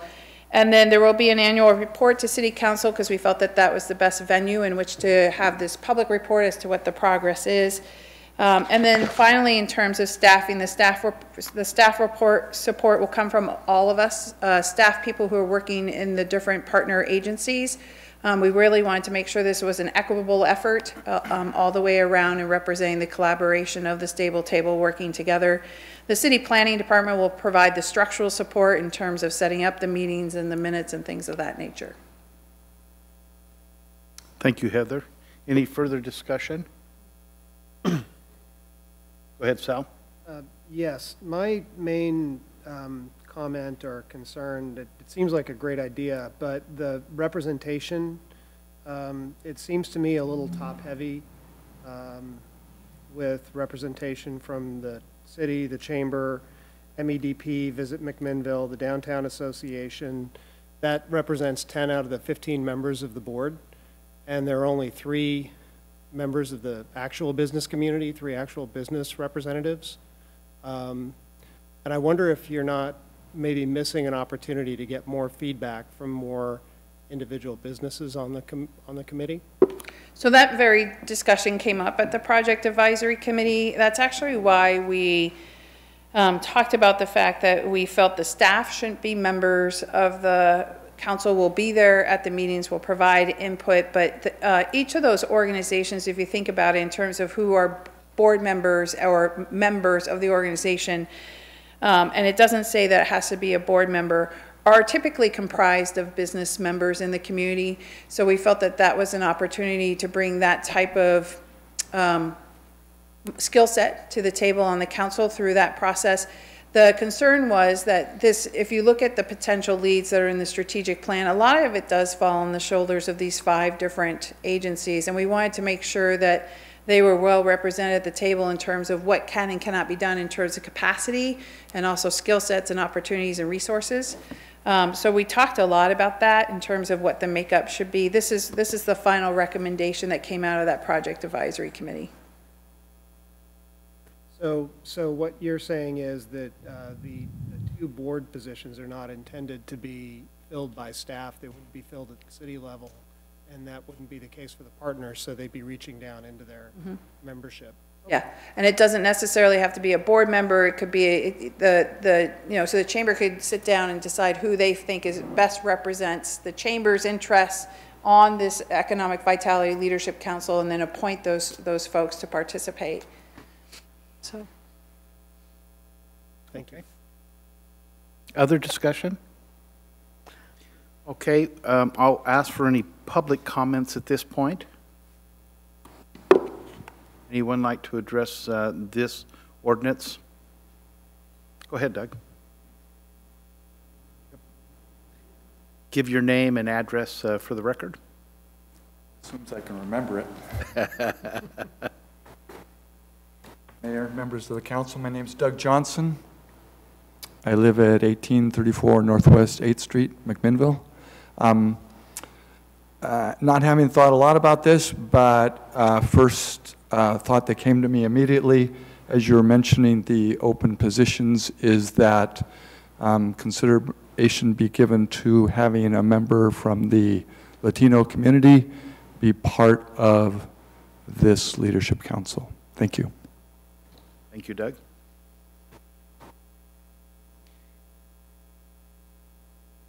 And I think that's a wise consideration as we're looking at our equity and inclusion in our strategic plan, but it doesn't limit that to be any board member that would fit within that category. Any further discussion around that? Well, I think it raises an interesting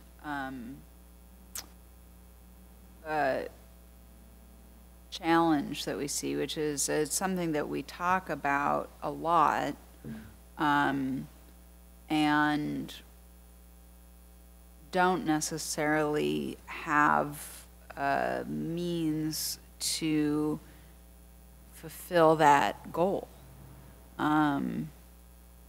So we talk about that with a lot of our commissions and committees, and that we want to have representation from the Latino community. We have a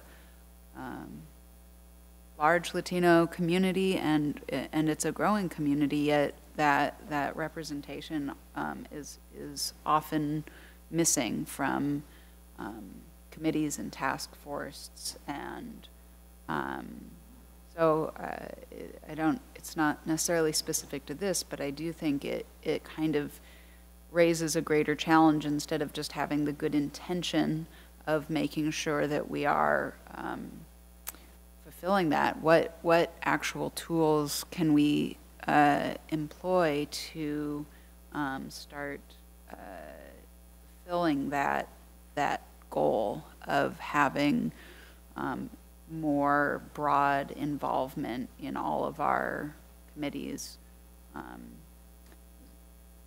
I do see an opportunity with this in that there are, identified positions from the business community, and so perhaps there is an opportunity there to be more specific, and I don't know if that's a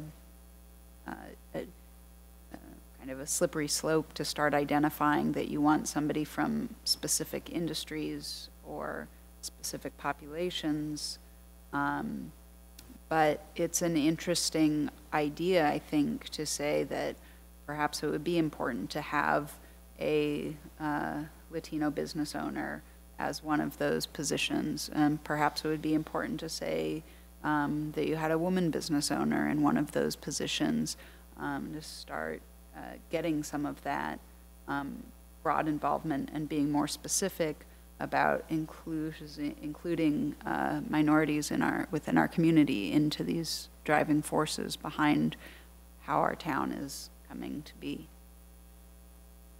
Thank you, Remy. I think I'm going to turn to Kylie to just update us a little bit, because we've been doing some very, I think, successful work with Arturo and Kylie and myself and our table of 12. So Kylie, if you'd update us, we had a meeting last Wednesday, and I think we put a little bit of structure to that. Mm-hmm. Go ahead. So to loop people in, this microphone does sound really weird. Know, right? I don't like that. So the Table of 12 has been meeting. It's been a group through Oregon Community Foundation. Arturo's been instrumental in getting that going, and the mayor's been involved as well, and I've been brought along at the end. So what we've arrived on is forming a more specific task force on how the city and the Latino community in McMinnville can better engage and communicate with one another. So there's going to be a more formal process where the city is going to actively reach out to the Latino community to start that really specific engagement process. And part of that is going to involve, at a certain point, leadership training and building that connection culturally so that Latinos feel comfortable in working with government. Culturally, they have a tendency not to want to do this. And so we're right in the process right now of identifying our first group to serve on this committee that's going to work for the council, to keep the council apprised of issues and where we're going from that perspective. In my mind, it all supports. In the strategic plan, we've got one of our areas of diversity and inclusion, and we want to create, if I'm not mistaken, equality, inclusion, and diversity council, which will then become a standardized council that we will talk about, and then this Latino advisory committee will be a subcommittee under that, advising that group. And I see probably within 2 years of being able to have that structure in place. But we've put a lot of time. We've been meeting for over a year now, and for a portion of that year on a monthly basis. And I think we're feeling much more comfort. And I don't want to derail our conversation, but I think to your point, Remy, that we're going to have some structure. And it's something that I took on as a Table of 12. I brought it up at our off-site, and I really wanted to make sure that I could move forward with that. You guys gave me the nod, and so we're working on this and trying to work within the parameters that the strategic plan allows us to do. So does that address? Jeff? So let me just add something specific to this particular action. So we're going to be developing, for lack of a better term, an equity lens through which we view a lot of the decisions that we make in this organization. One of the most powerful tools that the council has at its disposal is the ability to appoint. This council gets to appoint 5 of the 15 people who serve on the council that's in front of you. I would not recommend establishing, limits or targets in the ordinance, but I would challenge the council to use an equity lens when you're making the appointments to this group. I think that all of our partner agencies are committed to equity and diversity, each in their own way, and I think as you see the recommendations that come forward from the other partners, you'll be able to make a judgment about whether you think the group is adequately reflective of the community or needs some focus in some particular areas. And the 5 appointments that this council makes to that board will really shape the equity and inclusion that exists on this particular council, as well as future committees and councils. So it'll come to you in that form, I think. Thank you. Thanks for that clarification. Okay, any further discussion? Hearing none, I will ask for a motion to pass ordinance number 5062 to a second reading. So moved. Second. Second. It's been moved by Wendy and seconded by Remy. And so all those who are in favor, please indicate by saying aye. Aye. Aye. Aye. Any opposed, signify by saying nay. Okay, this passes unanimously. And so ordinance number 5062 passes on its first reading unanimously. I will ask the city attorney to read the ordinance again by title only. This is the second reading of ordinance number 5062, an ordinance amending the McMinnville City Code, adding chapter 2.30 specific to the McMinnville Economic Vitality Leadership Council. Thank you, David. I will ask for a motion to adopt ordinance number 5062. So moved. And a second? Second. Okay. It's been moved by Adam, seconded by Wendy. I'll ask the city recorder to poll the council. Councillor Jobkin? Aye. Councillor Garvin? Aye. Councillor Geary? Aye. Councillor Peralta? Aye. Councillor Stassens? Aye. Council President Minke? Aye. Ordinance number 5062 passes unanimously in a vote of 6 to 6. 6-0, excuse me. Okay, let's move on to our next ordinance, ordinance 5063. I will, in this matter of ordinance 5063, ask if any councilor objects to having the ordinance read by title only. If not hearing any, city attorney, would you please read the ordinance into record? This is the first reading of ordinance number 5063, an ordinance amending plan development ordinance number 4953 and 4990 to reduce average lot size requirements and certain setbacks, increase allowed block lengths and lot depth to width ratio, and amend an approved site plan for a small lot, small home subdivision at Chagouin Village. Thank you, David. We'll call on Jamie to update the council on this.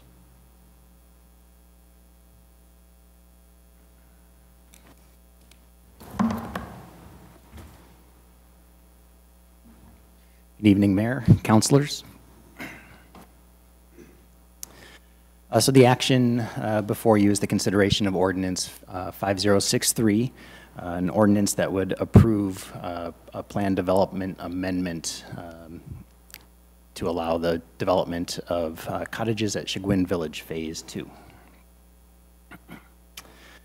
The site is located in northeast McMinnville in the Chagouin Village plan development, and to the north of the site is a MAC Water and Light future substation site. East of the property is the McMinnville School District property slated for a future middle school. South of the property, outlined in red, is a multifamily development, the first phase of the cottages at Chagouin Farms, or Chagouin Village. And then west of the property is single-family developments, the bungalows at Chagouin Village, phases 1 through 3. The proposed amendments to the plan development before you tonight are to accommodate a small lot, small home subdivision. The subdivision would be the last phase of development for the overall plan development, Chagouin Village, and it's the fifth and final phase of that development that currently has single-family bungalows and attached townhome developments. The developer is trying to introduce a new housing product to the McMinnville market to allow for affordable home ownership by significantly reducing the footprint of the lot and the footprint of the dwelling. That is going to reduce the inputs that often drive up housing costs. The proposed development was recently approved by the Planning Commission, subdivision request S218, and was approved on the condition of approval of the plan development amendment. Again, the subdivision features 28 single-family lots, considered to be small lot. The subdivision is alley-loaded, bungalow-style homes ranging in size from 700 to about 1,200 square feet. The plan development amendment requests that would allow the development of the small lot, small home subdivision are the following. We would amend Ordinance 4990 to allow an alley-loaded small lot subdivision with the following zoning standards. The average lot size would be reduced to 2,925 square feet. The front yard setback of 10 feet.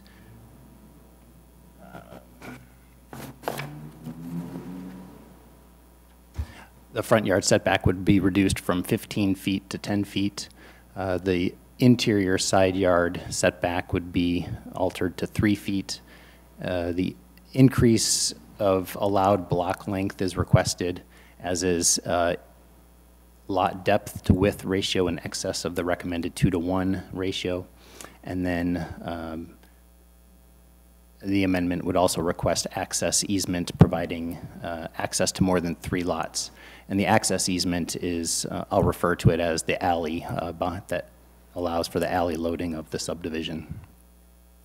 And then also the amendment would amend the final development plans of Ordinance 4953 to reflect an alley-loaded small lot single-family residential subdivision on the northeast portion of the site that is labeled multifamily. This is a copy of the original and approved site plan approved by Ordinance 4953, and you can see outlined in red the subject site for the plan development amendment request.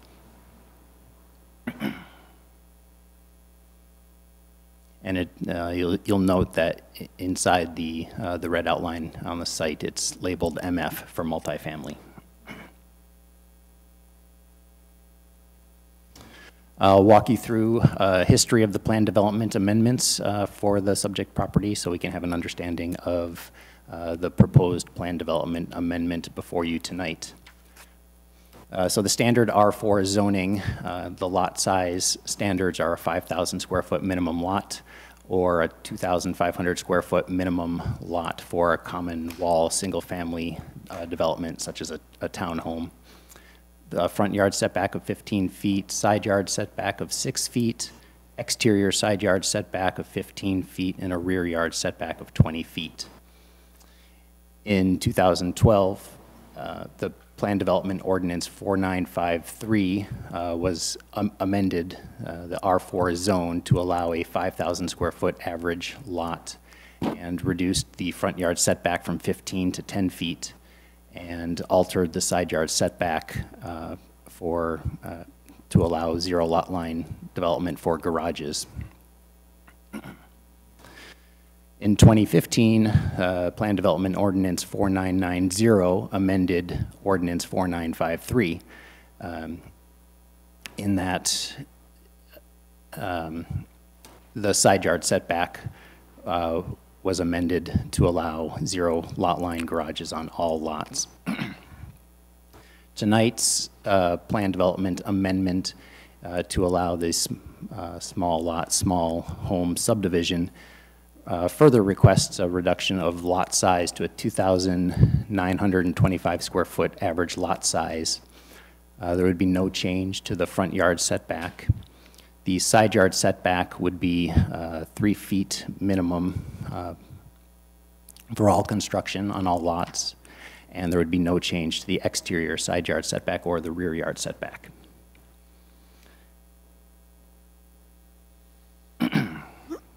I'll just note that the Ordinance 4990 did not amend the original site plan that indicated a multifamily development on the subject site, which is why the plan development request tonight requests an amendment of the original site plan in 4953.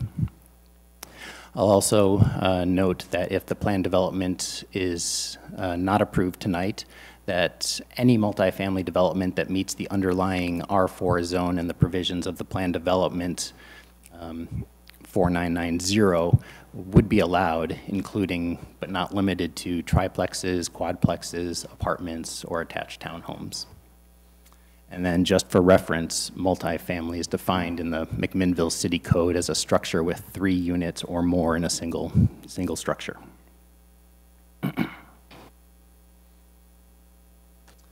The existing zoning of the site, as I mentioned, is R4 PD, multiple family plan development.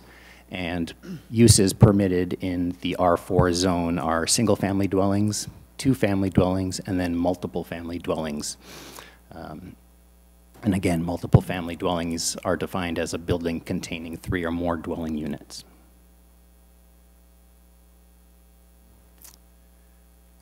Once again, in 2012, Ordinance 4953 rezoned 22.26 acres into the R4 PD and approved the site plan for the overall plan development.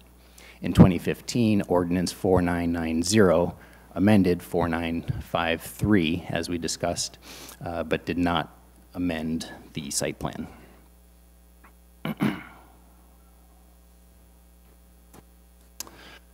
One thing that's important to consider is the change from multifamily designation on the approved site plan and what it means in terms of density and potential development as we're considering a change to a small lot, small home, single family subdivision. So currently the proposal is for 28 single family units on 1.88 acres, which translates to a density of 14.89 dwelling units per acre. To the south of the proposed development, the multifamily development known as the cottages at Chagouin Village, Phase 1, is 36 multifamily units on 1.96 acres, or a density of 18.36 dwelling units per acre. Immediately to the west of the subject site is single-family development, the phases of the bungalows at Chagouin Village, and based on 5,000 square foot lots, or the 5,000 square foot lot average, that translates to 8.71 dwelling units per acre. So you can see that the current proposal falls firmly in the middle of the single-family density and the multifamily density that are within the plan development that's currently developed. And the proposed development is consistent with objectives of the missing middle housing types, which provide housing and options between the detached single-family homes and the other end of the spectrum, the more dense multifamily housing that's typically found in McMinnville.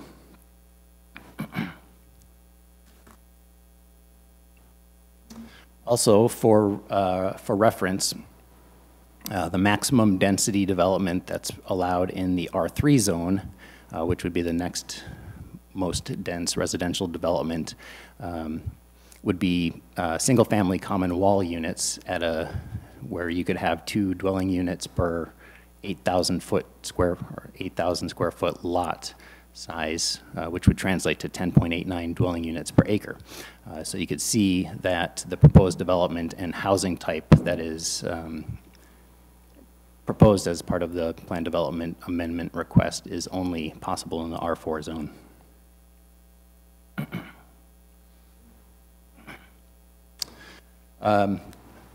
Further, staff would note that if the plan development amendment request is not approved, that development can occur on the site within a wide range of unit count and density, from a minimum build out on the site of 1 triplex, which is the three dwelling units in one building, all the way up to a possible 54 units. If you look at the maximum build out for 2-bedroom multifamily units.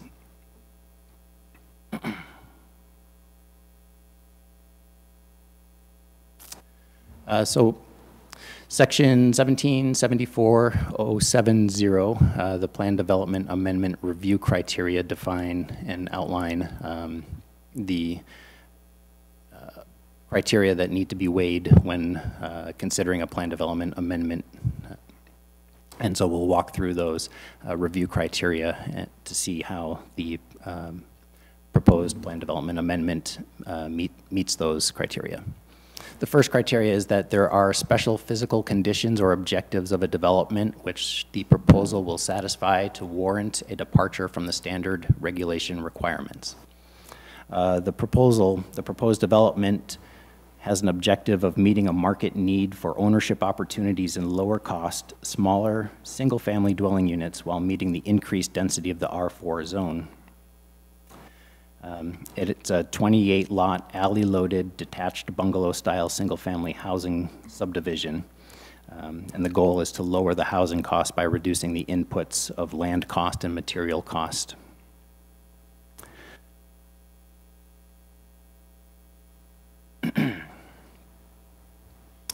Criteria number 2, that the resulting development will not be inconsistent with the comprehensive plan objectives of that area. So we'll go through a few of the relevant goals and policies in the comprehensive plan as they relate to the proposed plan development amendment.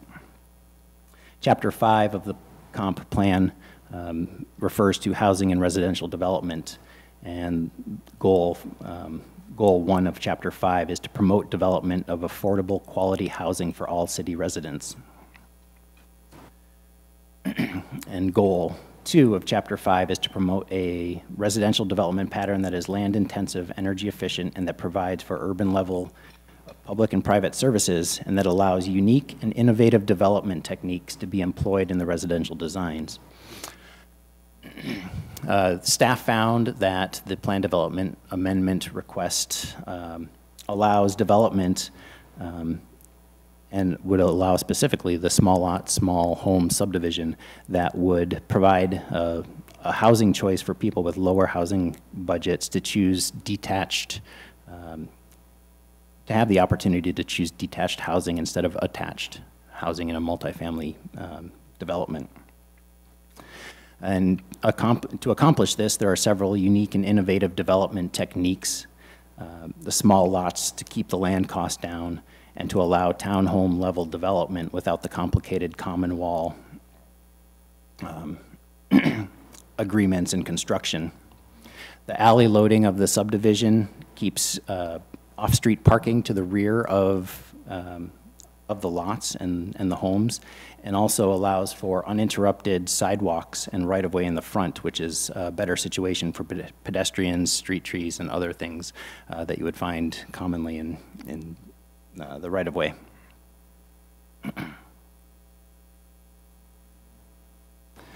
Continuing in Chapter 5, the housing and residential development of the comprehensive plan, Policy 73 states that planned residential developments which offer a variety and mix of housing types and prices shall be encouraged. And if we look at the planned development of the Chagouin Village, as we mentioned before, there's several different housing types already found in the planned development. The single-family detached residential of the bungalows, the multiple family development of the cottages, and now there's a new housing type proposed, the small lot single-family residential development of the second phase of the cottages that's proposed to be at a density comparable to the multifamily and the single-family attached, which is permitted in the R4 plan development zone.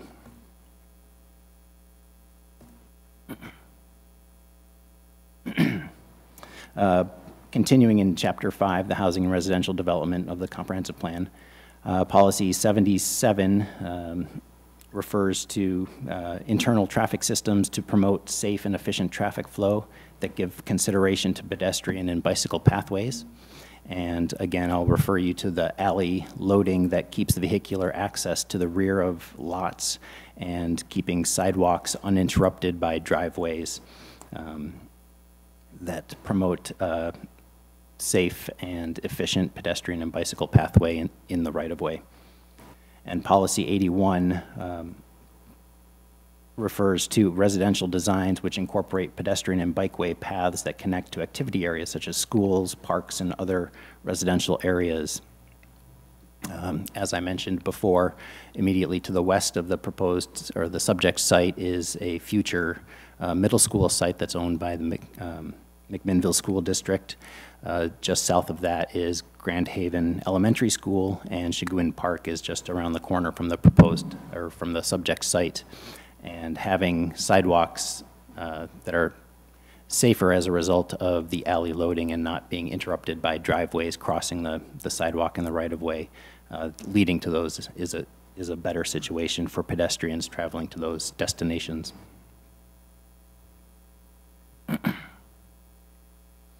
As we look at comprehensive plan goals and objectives relating to the transportation system, which is Chapter 6, Goal 1 is to encourage development of a transportation system that provides for the coordinated movement of people and freight through in a safe and efficient manner. And policies 117 and 122 ensure that the roadway network provides safe and easy access to every parcel. And it also refers to provisions for the development of street classifications, the minor collectors, and local residential streets. As I mentioned before, access to each lot is via the alley in the back, or the access easement. And from the parking off of the alley, traffic is directed to a local street, either Autumn Ridge Drive, Peyton, or Peyton Lane, and from there to the minor collector of McDonald Lane, which is next to the subject site. And so that is the progression from alley to local residential street to minor collector street that the traffic network is set up to accommodate. McDonald Lane and Autumn Ridge Drive are to be fully developed and extended to their intersection at the northeast corner of the subject site as part of the proposed development. And they would be developed to the full city standard right-of-way of pavement with planter strips and sidewalk.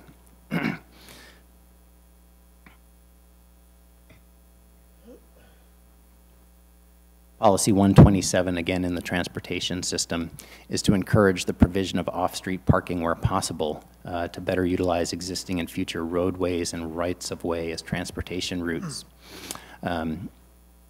The required off-street parking of 2 spaces per dwelling unit is provided off of the alley in the rear of each lot.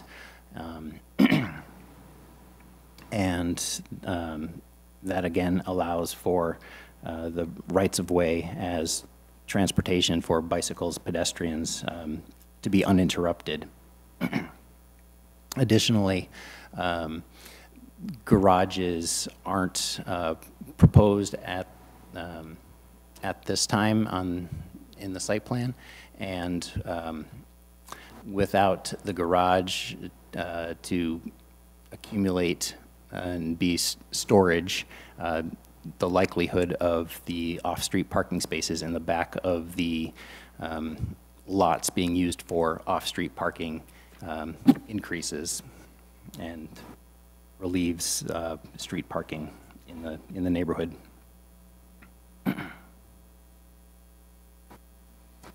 Chapter 7 of the comprehensive plan refers to community facilities and services, and the goal 1 of Chapter 7 is to provide necessary public and private facilities and utilities at levels commensurate with urban development, extended in a phased manner and planned and provided in advance or concurrent with development. Adequate levels of sanitary sewer, storm sewer, water, and energy are all available to the site and can be extended through the construction of the roads to serve the proposed development. Chapter 8 of the comprehensive plan deals with energy, and the first goal of that chapter is to provide adequate energy supplies and the systems necessary to distribute that energy and to service the community as it expands. Policy 174 refers to supporting long-range planning efforts of McMinnville Water and Light to supply the electrical energy needs of the community. As I mentioned, the site, the property north of the proposed development is a future MAC Water and Light substation site, and part of the proposed development plan would be to install some underground infrastructure as part of the street improvements to support the eventual development of that MAC Water and Light substation and its future delivery of services to the neighborhood and to McMinnville. Review criteria 3 for a plan development amendment is that the development shall be designed so as to provide for adequate access to and efficient provision of services to adjoining parcels. As I mentioned, McDonald Lane and Autumn Ridge Drive are to be extended on the north and east sides of the development fully, and that those will provide access and services to the undeveloped adjacent parcels of MAC Water and Light to the north and the McMinnville School District to the east.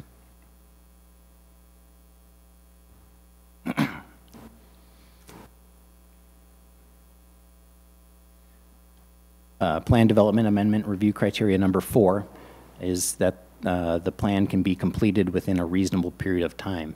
And the application indicated that the subdivision could be completed within approximately 1 year from the submittal date of the application, and that the construction would be completed in one phase. So the plan is timely. Review criteria number 5, that the streets are adequate to support the anticipated traffic and the development will not overload the streets outside of the planned area. The 28 lots of the proposed subdivision would be expected to create 269 new vehicle trips per day, and the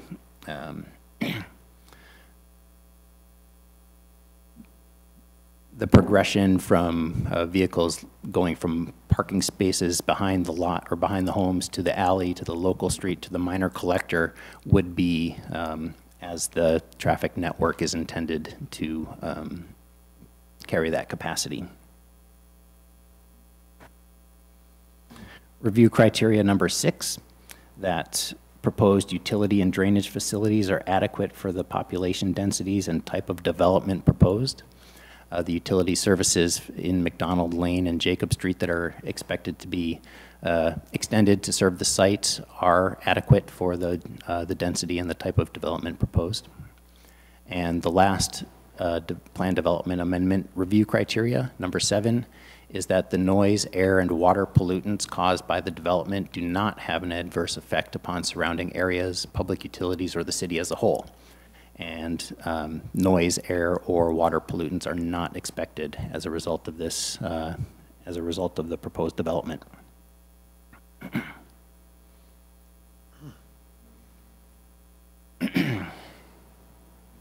A neighborhood meeting was held by the applicant on October 20th, 2018, and it was attended by approximately 25 residents. A public hearing was held by the Planning Commission on February 21st, 2019. And in advance of the public hearing, Planning Department received written testimony from 5 individuals. And that testimony was included in your packet. There was one item of testimony at the public hearing generally in support of small lot development, but with specific questions about the mechanics of this particular proposed development.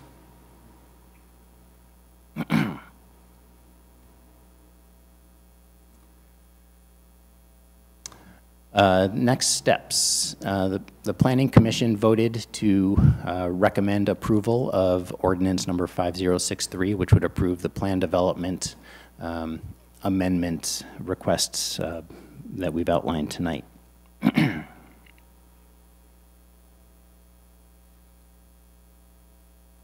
And a suggested motion was included in the packet.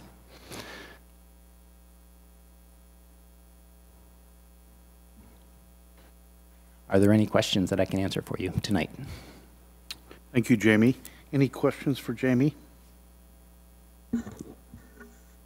Seeing none, then I will ask for a motion to pass ordinance number 5063 to a second reading. So moved. Second. Been moved by Kelly, seconded by Sal. All those in favor, please signify by saying aye. Aye. Aye. Any opposed? Okay, ordinance number 5063 passes on its first reading unanimously. We will now ask the city attorney to read the ordinance again by title only. This is the second reading of ordinance number 5063, an ordinance amending plan development ordinances number 4953 and 4990 to reduce average lot size requirements and certain setbacks, increase allowed block lengths and lot depth to width ratio, and amend an approved site plan for a small lot, small home subdivision at Chagouin Village. Thank you, David. I'll ask for a motion to adopt ordinance number 5063. So moved. Second. Been moved by Sal and seconded by Kelly. I'll ask the city recorder to poll the council. Councillor Dropkin? Aye. Councillor Garvin? Aye. Councillor Gary? Aye. Councillor Peralta? Aye. Councillor Stassens? Aye. Council President Minke? Aye. Ordinance number 5063 passes unanimously in a vote of 6-0. Thank you. This takes us to the end of our meeting this evening. We have one other piece of announcement that, or piece of business that needs to happen, and so I'll turn the mic over to Marcia for an announcement. Marcia? Thank you, Mr. Mayor and councilors. Thank you for the opportunity to tell you tonight about a major milestone that I've reached in my life. I have decided to retire. I'll be working with Jeff and Kylie to nail down a date, but my intention is to stay through the end of August, which would allow us to close the books for the fiscal year and for the city to go through a recruitment and hiring process. And I understand that can take 3 to 4 months. I told Jeff I'd stay as long as you need me. However, I'm very confident that the city will be able to find a wonderful finance director, because after all, who wouldn't want to come and work for the city of McMinnville? It's a wonderful place to work. And I think that Mayor and Council President Minke were the only councilors who were here when I came on board over 10 years ago. So I want to thank them especially, but all of the council really, for all the support that you have given me through all of this time.